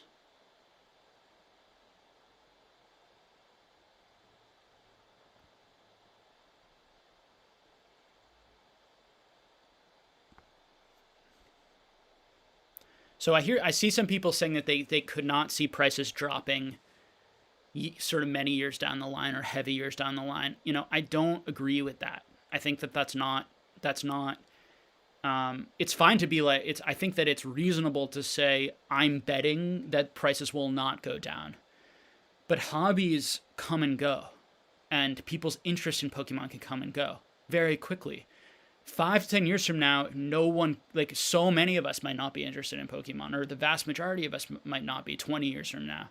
The kids today who are collecting Pokemon cards, there might be a new fad or a new thing that's really interesting to them that has a lot of value that's fun to collect at that point. There's so much unknown that that I would just be very careful. Unlike stocks, where you know it's very likely that these sort of these big companies in our country will still be there in 10 to 20 years and will still be focused on making a profit and making a profit for their shareholders. You know, Pokemon cards are not creating anything. They're not making anything. They are dependent on people perceiving value in them. And that perception of value can change radically and does change. And that's if you're going to put a lot of money into any collectible category, I think that that's so key before going into it to have that understanding. And that markets fold as quickly as they're built sometimes. Now, is there any indication of that right now in the Pokemon market? No, things are insanely hot. It's bigger now than it's ever been, right? So, but just knowing that there's always that possibility. Now, you'll see a lot of warning signs probably before that. Someone asks, are the Neo Pop reports even lower than Expedition and Skyridge? It depends on the card. So Expedition in particular has some of the lowest pops, and in fact has the lowest pops in all of WotC, outside of, or tied with like some of the cards from like Legendary Collection. So like offhand for a long time, for example, the Dugtrio and the lowest ones are the Dugtrio, and the Blastoise, the Legendary Collection Blastoise, and like those cards I think were each sitting at like 7 in the pop, or between 7 and 9, because one might have been added or this or that, but like insanely low pop. Now I think that Legendary Collection isn't that collectible. I think that Dugtrio card, if one ever came up for market, should go for a lot of money for people looking to complete those sets. But again, it's Dugtrio, and you can get a 9 for like pretty cheap, and it's much easier to find a 9. So you have to keep that into account when you're trying to think of those prices. But so Neopops, so some of the Neopops are definitely lower, and some of the Neopops are higher. The lowest are in Expedition, but then very, very close, like 1 or 2 behind, you're seeing cards coming at like a 9 pop in the world, 10 pop in the world in the Neos. So they're definitely the lowest. I also think that the Neopop reports are far more likely not to grow than the E-Series. I think the E-Series has a better chance to grow because those cards are much easier to grade. All right? So even if there isn't a lot of product, the E-Series is not as fleshed out, the pop report, as Neo. But I still think it's probably pretty fleshed out. And certainly for those extremely, like Dugtrio, like we may never see another PSA 10 Dugtrio. It's possible. Andrew says, I wish Pokemon would let people know a ballpark of how much is printed. Yeah, you and me both, man. It would clear up so much of this for us. So people talking about CGC versus PSA.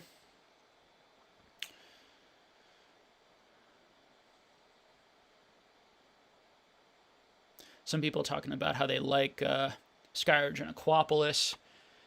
Yeah, I love those cards. Beautiful cards.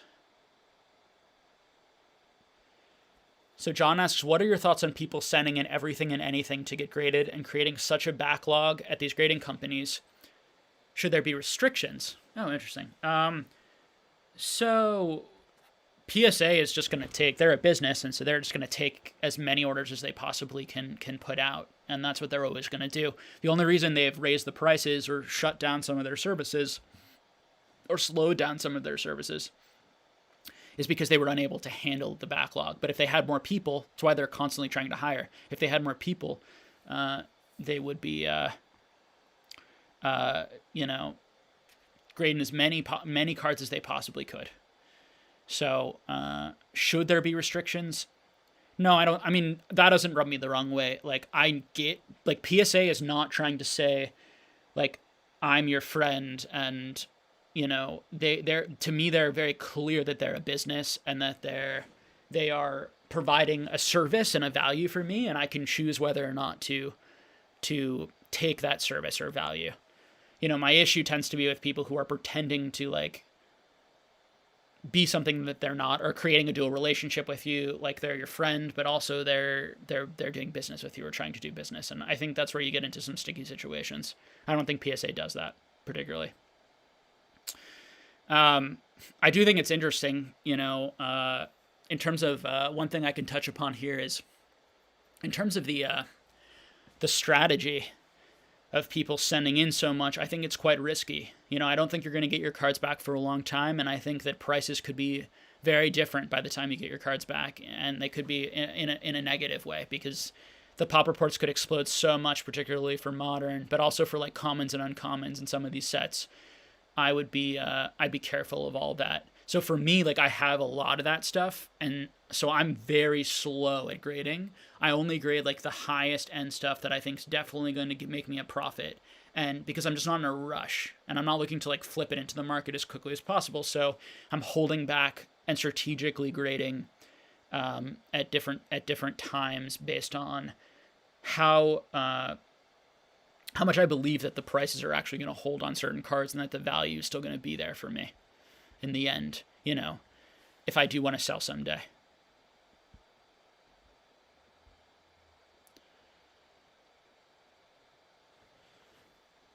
Some people thanking me for answering the questions. You guys are absolutely welcome. Thanks for joining the stream. It's really fun talking Pokemon. I have to say I'm getting a little tired. I will try to make it to the 5 o'clock, but I had a really busy week this week, and part of why I didn't make a video, I'm just got a lot going on in other area, good things, but things that really need my attention in other areas. But I want to do my best to get to as many of these questions as I can. So I will keep pushing through.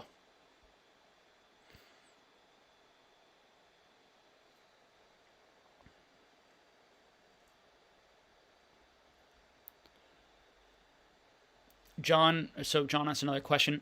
Is BGS just completely ignored when selling graded Pokemon cards?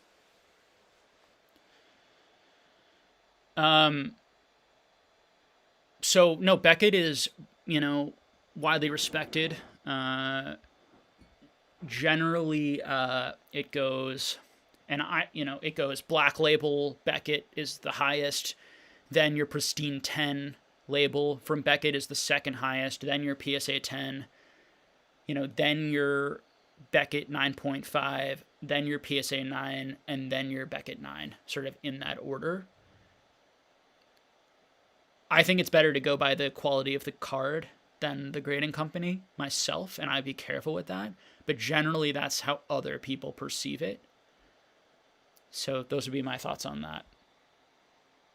But definitely, you should most of the time be collecting the card for the you should be checking the card and asking for pictures to make sure, particularly on high-end purchases, to make sure that you agree with the grade.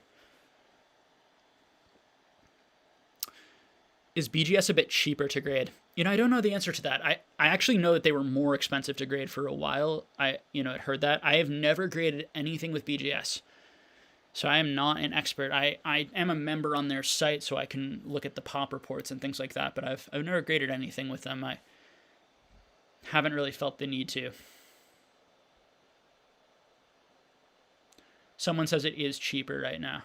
So yeah, I mean, if things are cheaper and things have a faster turnaround time, it'll pull people potentially away from PSA for certain things. They're all going to compete for your business, for our business, and try to offer different things. What is your opinion of the pre-release? So Hangry William asks, what is your opinion of the pre-release XY Evolution Charizard as an investment? Also, there's a similar Charizard coming out in pre-release / build and battle Vivid Voltage. What's your take on this? Thanks.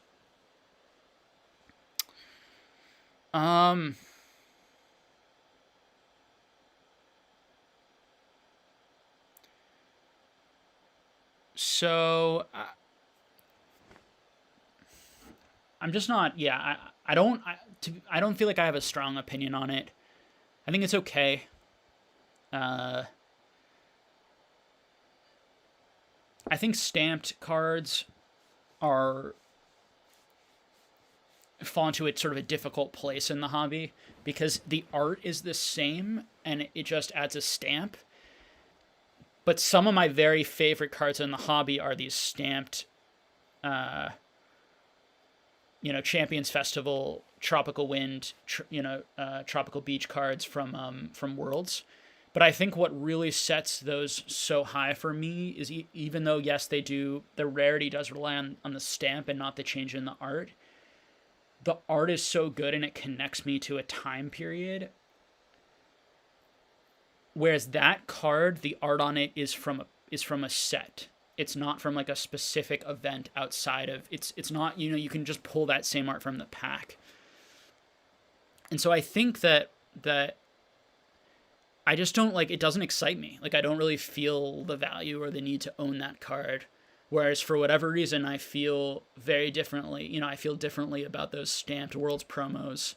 I guess it's also because they went to players. I think that's part of it too, for me, as I'm trying to think this out live on camera. It's that, for those of you who don't know that much about those, they were awarded to specific players, and knowing that I have a card that was awarded for someone doing this great thing and having this sort of achievement within the world's competition just is really cool to me and adds a real special value history connection.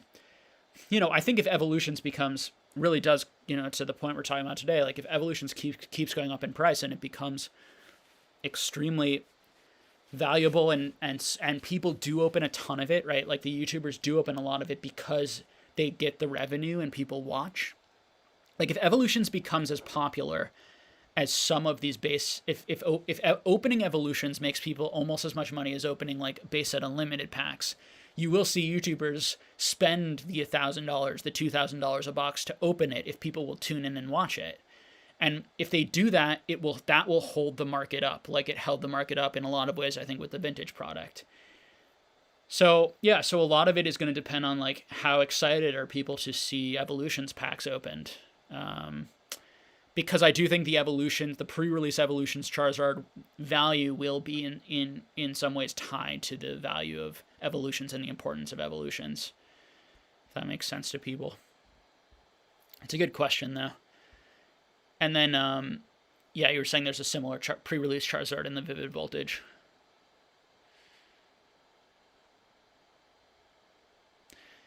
Yeah, so people are saying here now that BGS actually costs more. But it looks like it depends on how you. That was my impression from my understanding, but that it depends on how you grade with them. It depends on like the service. You decide. Some people saying that they don't care that much about subgrades. Yeah, BGS provides the subgrades. Yeah, I don't really like. I prefer just like the cleaner 10 to like the 9.5 and telling me specifically, because for me, like, I think part of it too is like I feel comfortable grading cards and grading my own cards. And so I don't need, like, I can look at the 10 and feel like this is a good 10, or look at the 10 and I feel like this is more like a 9.5 BGS. And then I don't think I wouldn't pay as much for that 10. That's how I do it.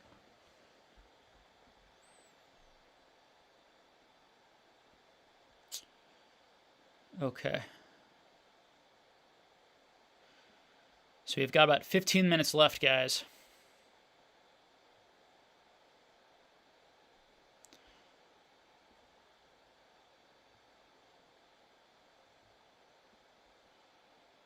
People talking about hollow bleeds.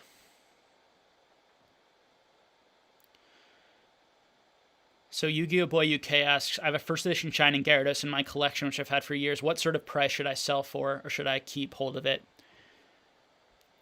I don't have the answer. I'm definitely not going to give people like specific prices that I think that they should sell it for. I think, you want to go on to eBay and you want to see what the lowest sold is, depending on how quickly you want to sell it. You could undercut that price a little bit to try and sell it, or you could list it for higher and hope that the prices keep going up and then you could sell. You ask, or should you keep hold of it? I think from an investment perspective, it's sort of like I would come up with a plan. Like, what price are you going to sell it at? Like, if you're not going to sell it now with the huge gain that you've made in it, what price are you going to sell it at? And if you're not going to sell it at any price, or you just want to keep it for 10 to 20 years, I would just decide that and just work on just like appreciating the card and loving and enjoying the card. That would be my perspective.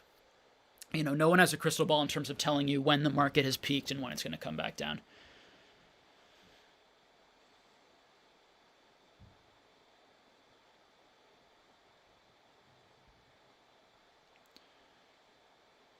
Okay, I might be missing some questions here. Sorry, it's hard to get them all. There are just so many.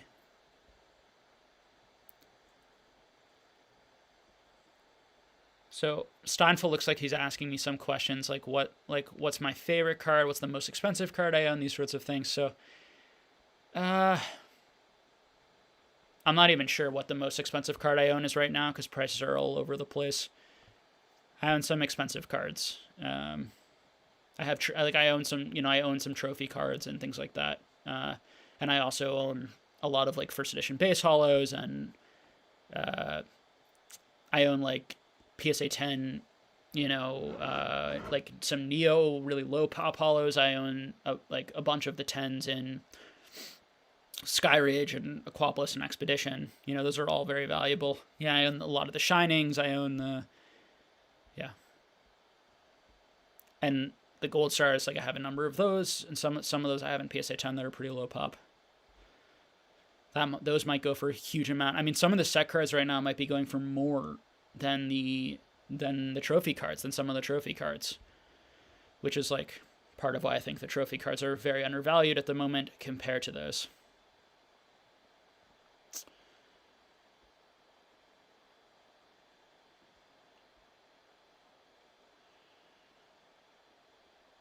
Yeah, people speculating on like, are kids enjoying Pokemon right now? What do kids think about these Pokemon prices? Yeah, interesting stuff. Like, what are they actually like enjoying it, or are they just like thinking about the money? And how will that affect, future interest and that sort of thing? So it looks like I have made it to the bottom of the chat. All right, so here's some questions at the bottom of the chat. All right, do you think it's worth grading 200 evolution cards? I enjoy the set and was going to do it before the spike, but now I'm thinking grading even more. Thoughts?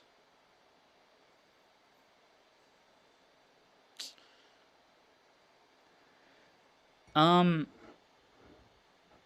I have a lot of evolutions cards and I'm not grading them. So you have to kind of trust your own gut. Lots of people are telling people to grade everything evolutions, all the evolutions, Charizards, all of the hollows from that set, even the reverse hollows. I'm seeing people grade like the commons. I'm seeing people grade like the Charmander, like the reverse hollow Charmander, and like tell people that that's like people should be grading this. Like I think it's just far too risky. It doesn't mean that it's not going to make money or go up if things stay hot. It's just not how I do things. Like, I am a very risk averse investor because I believe, whether or not I'm right or wrong, that I can find things that are a lot more sure things. Like, I try not to take risks with my money because I try to put my money in things that I feel very, very confident they're going to go up over time. Not like a 50-50 flip, these sorts of things. To me, that's more gambling than, and going to Vegas than it is like sound sort of like investing, and everyone has their own percentage. And again, it depends on like implied pot odds, which is a very important thing to understand if you're investing. So implied odds are like, if you think that it's 50-50 evolutions goes down, but if evolutions goes up, it'll go up by 10 times, then you should grade those 200 cards, because even if 50% of the time, yeah, you're going to lose money, but that other 50% of the time, you're going to make 1,000% on your money. So it'd be worth doing, like these types of things. So you have to do your own sort of math equations and figure those things out for yourself. I have those cards too, and a lot of them, and I'm not grading them. If they sustain their price, I think part of it too is like, what's the rush? Unless you want to sell into the heat because you think they're inflated. So for me, it's like, if I end up being wrong and those cards do retain value and go up in value over the next 10 years, I'll have them all sitting in gem mint condition. I'll grade them then and sell them then. And those are cards I would absolutely sell because I don't have a connection to them or much of an interest in them. Connor Sherman asks, have you considered opening a Discord server and having a mod copy and paste questions into a channel for you to see, or have a channel where questions get submitted prior to going live? Yeah, I need to do something like that. And please let me know, in the comments, is this enjoyable for people? Is it frustrating? I know that PokeRev does that, right? He gets questions beforehand and kind of goes through those and gets ready to name them. I do like the live questions that you guys can just ask questions when they occur to you in your head or based on something I said. So I in some ways I do prefer doing it this way than having you guys send me pre-questions that I just go through the whole time. Why don't you guys let me know in the comments section? You can let me know in the chat too, or in the comments on this video, what you prefer, what you like. I'm going to try and do what works for the most people, but I also am going to do what works for me, as well, and try and sort all of that out. The reality is that I don't have a lot of time, and I'm not I'm not tech interested, and I'm not tech savvy because of that. You know, I've never, my friends like forced me to get a Facebook page like when I was in high school. Like I was the dude who just like never wanted to do social media or do any of this stuff. So it's pretty ironic that I'm like running a YouTube channel and never thought I'd be doing that. So that's the type of like personality and guy you're dealing with here. So you know, I'm an introverted guy who just likes one-on-one conversations. So this is a whole new field here, but yeah, if people want to help me with that or you know, help run that, you know, I'm doing all of this for free, you know, and it takes a lot of time and energy, and it's a passion project, but you know, I'm not going to be able to do it as well, you know, or as professional or as streamlined as I would be if this was like my profession or something. And so that's just a reality. You know, I've already bought a mic and, you know, put, you know, some money into the channel that way, and in other ways in terms of buying those booster boxes and packs and stuff. So, all right. And I do it because I'm passionate about the Pokemon community and I want to provide value to people. And I felt like I'm frustrated with like the lack of what I viewed as like maybe my type of content or the things that I was saying in the community. So that's why I'm putting in so much work, but I'm just not willing to do it. Like, I'm not PokeRev's channel. Like, it's not going to be like, unless I, you know, it's not going to be beautiful and streamlined and these sorts of things, but hopefully the content can be, you know, valuable enough that people still want to tune in and engage. And if people don't, or people stop, like I, you know, would go back to collecting and enjoying that and do that sort of thing. All right. Let's see.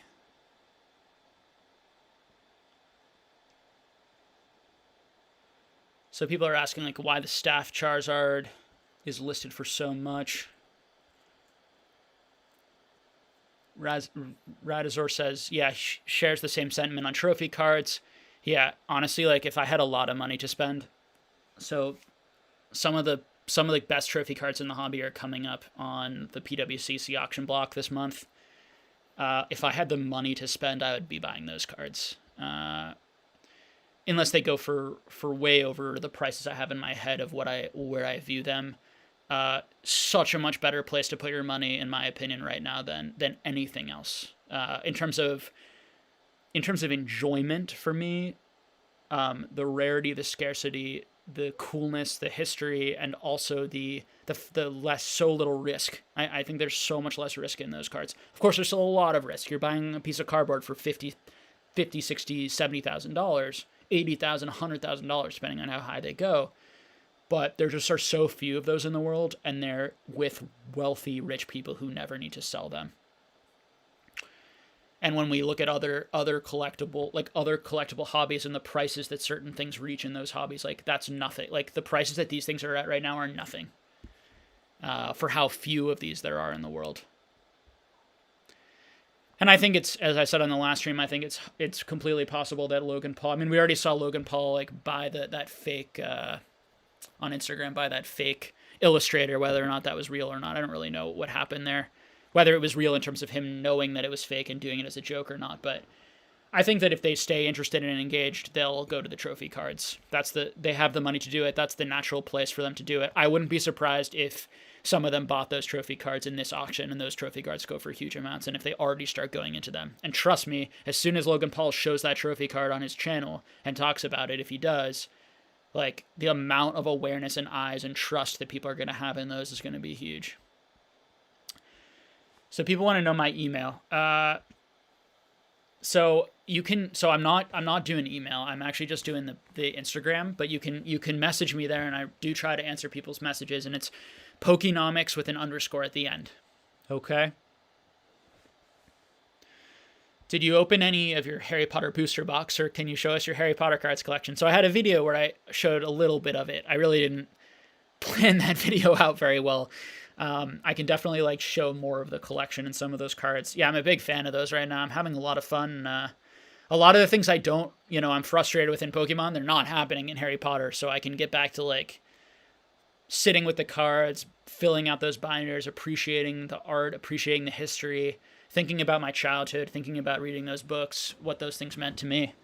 All that stuff that I love so much, that I love doing, and why I'm a collector at heart, and why I like collecting these materialistic objects that bring me that connection to my life, to times in my life.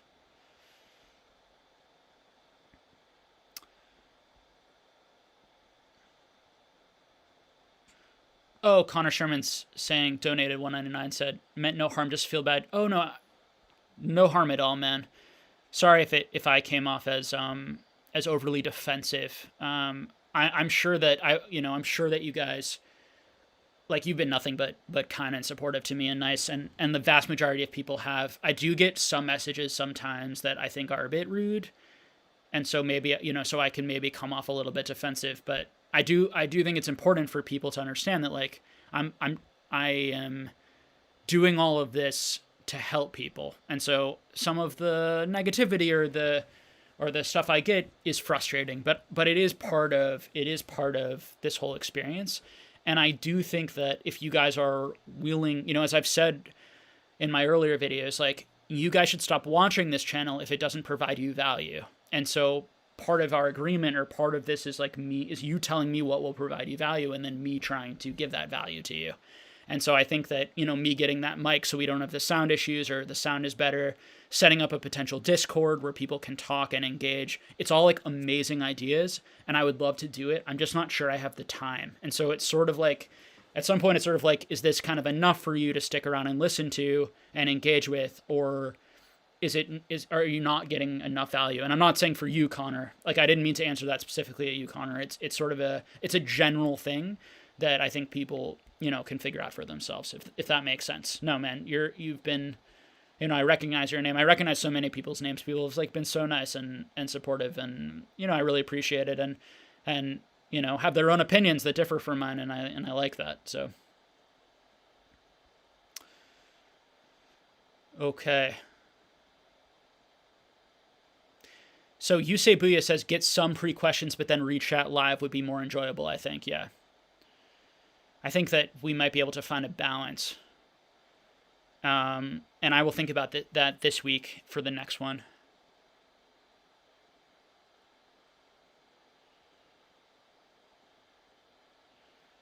Okay, I'm going to answer just a couple more questions here, and then we're going to end for today, because we're at the 5 p.m. point. All right, let's see. I'm going to do the next 5 questions, okay, because I see there are a number of questions here, and then I'm going to end. So if you're after that, I apologize. We'll have to get to you next time. Okay, so first question here is, do you think there will be a long-term collecting impact on the more niche cards? I love collecting Japanese cards, and especially the fan club promos. Yeah, fan club. Oh my god, fan club. Best cards, man. I'm 100% with you. I think so many of the prices, like, don't make sense for someone who's been in the hobby a long time and has really loves and values these cards. It's why you should not follow the hype. Like, invest in what has value, and the fan club promos are gorgeous and amazing cards. Now, some of them are rarer than others. You need to do your research. You need to understand why some are rarer than others. What was their release? You've got, like the Porygon versus the Eevee, and when we're comparing those two, because the fan club promos are really the same type of release as, like, the Dasuki, club stuff, like the Master Scroll. For example, like, the Master Scroll is like $16,000-$17,000 right now, and some people like the Master Scroll a lot. I've talked about the Master Scroll being a card that I think was quite a bit hyped in the high-end world, and that was a card that was going for under the value of, like, the Eevee and the Porygon for a while, and then suddenly shot up, like, 5, 6, 7, 8 times the value of it. Maybe right now 6 times the value, and that doesn't make any sense, that difference in value. Now, the Dasuki, I way prefer the art on the fan club promos, on the Eevee and the Porygon.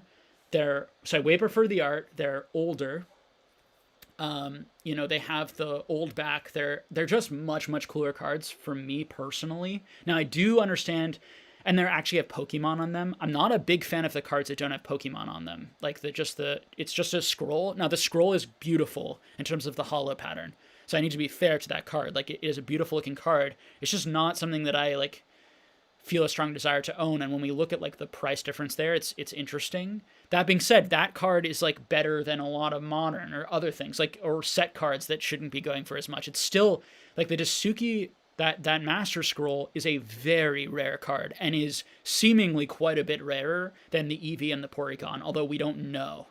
But it's not a lot are coming up on the market. Now, interestingly, there aren't any like low graded versions of that. It's all, last time I checked, it was all 10s and 9s, which is interesting. So it'll be interesting to see if that fills up over time. I know that people say, like I've heard people say that people can no longer find them in Japan raw, they're not being graded, these sorts of things. I just be really careful. I don't understand. I guess the theory would be that even though they have the same type of release, that Pokemon was so much more popular in 2004, 2005, for example, than in 2010. So there were a lot more people that got and for those of you who don't know what we're talking about here, I apologize, but basically these got released. You had to win a certain amount of points and then submit and then by doing certain activities within the Pokemon community, and then Pokemon Company would send you these cards that we're talking about. And so even though they should have the exact same release, one appears to be rarer, even though it's newer. And I think that that's probably because in 2010 there wasn't as much activity. But all of this is like speculation. But the trophy card market is the market I would be in right now. I would do your knowledge. I would do your knowledge. I would do your research, get your knowledge. Part of why people are not going into it is because it's difficult to know what's what. It's hard to know the pop reports and the numbers. And I am going to do a video with Mark Enlightened Bulbasaur, who's more knowledgeable on this stuff than me, and I can learn things from him and do my best to learn everything I can. But he's tried to compile a list of all of these trophy cards and their are what we expect each print run to be and these sorts of things, where we could come up with that. And so we're gonna, at some point when the two of us have time, we'll make a video on that and share that, because that's going to be super valuable, I think, to people. Okay. But yeah, those cards are phenomenal. And I think that more people will, if the Pokemon market if people stay in the Pokemon market, they're going to find those cards and they're going to love those cards. It's like 100%. Like people, it's a funnel. People start in the base set, move to Jungle Fossil, move to Rocket Gyms, move to Neo, move to E-Series, then move to Gold Stars, and then goes to Japanese niche stuff. That tends to be the pattern.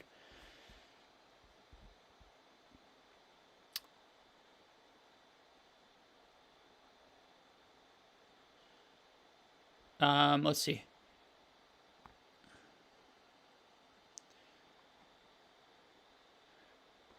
Regarding Radazor says regarding that PWC auction, it's like a lot of high quality rare items compared to the last few auctions. Yeah, this is the biggest one we've had in the entire time I remember. This is the biggest auction. Now, a lot of those cards are actually from one person, interestingly, or but they're older collectors who are young and who this money can really be life-changing. And this is not a comment on this specific person. I'm not going to say the person's name, but there are people who have amazing collections who are a bit young and who this money could really transform their lives. And they probably think that the market's really hyped and inflated, that are selling into this right now and that are starting to sell their lower stuff now, their rarer stuff now.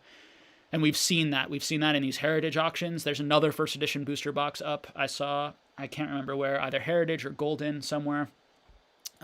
People are still selling because a lot of people think things are overinflated. Now, that being said, a lot of people are still buying and there's still a lot of hunger. And where that ends up, we don't know. And I think these items are so rare that I don't see them retracing. Your rarest top of the mountain items, I think that there's enough demand, enough money, and that our income and spending power is going to go up over the years, that those cards are still going to grow in value over time. But yeah, this PWCC auction's insane. I'm tempted to buy one of those cards. Depending on the prices.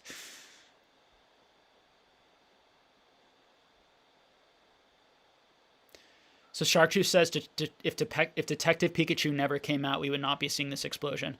I think Detective Pikachu may have played a part. I don't feel that way so much, honestly, but I have no idea. You could be completely right. I think for me too is like I like Detective Pikachu. It definitely made me think about Pokemon, and I do think that I'm sure a lot of Pokemon fans who didn't think about Pokemon for many years did see that movie. It made them think about Pokemon again, and then they started like getting involved in the market. I'm sure that affected things. I think it's also just that people are at home all the time right now, and there's so many factors we talked about, and I've talked about in my videos that I don't think it's just that, but I think that certainly plays a part for sure. Yeah, and as other people are saying, like, yeah, like some people are agreeing, some people are saying it's not that, and some people are saying it's that, but also, Logan Paul, sports cards, all sorts of things. And I completely agree.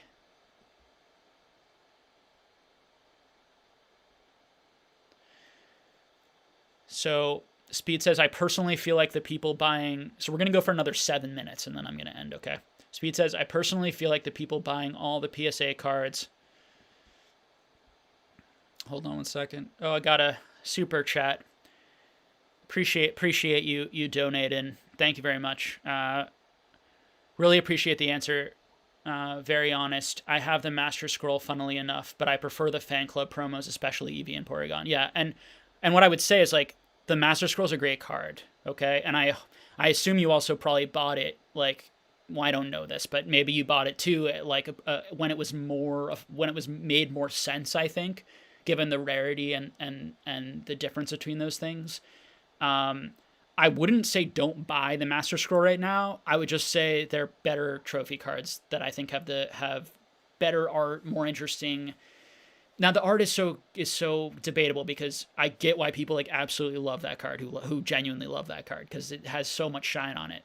I do get that, but I don't know, just the Eevee and the Porygon, those cards, like the Porygon with like the arcade behind it, reminding me of like the games when I played as a kid, and that Eevee art, like I could not own enough of those, honestly.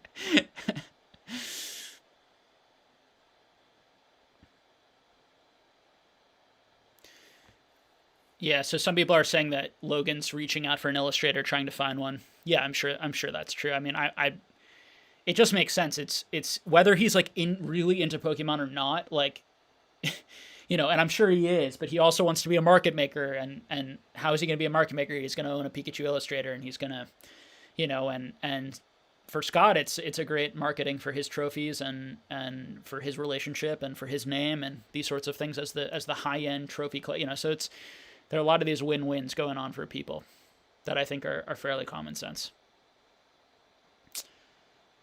What are the chase what are the chase cards in Harry Potter? TCG.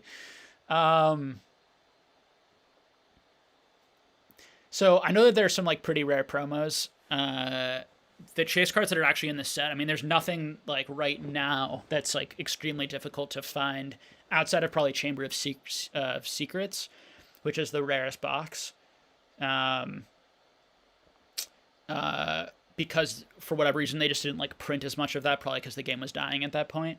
But yeah, I mean my enjoyment of it right now is just purely because I just really love the cards and these sorts of things. But that is how Pokemon started. These Pokemon booster boxes and stuff were going for like $100. The base set booster box, like 7 years after it, like in 2006, 2007, is going for like 150, right? $200. So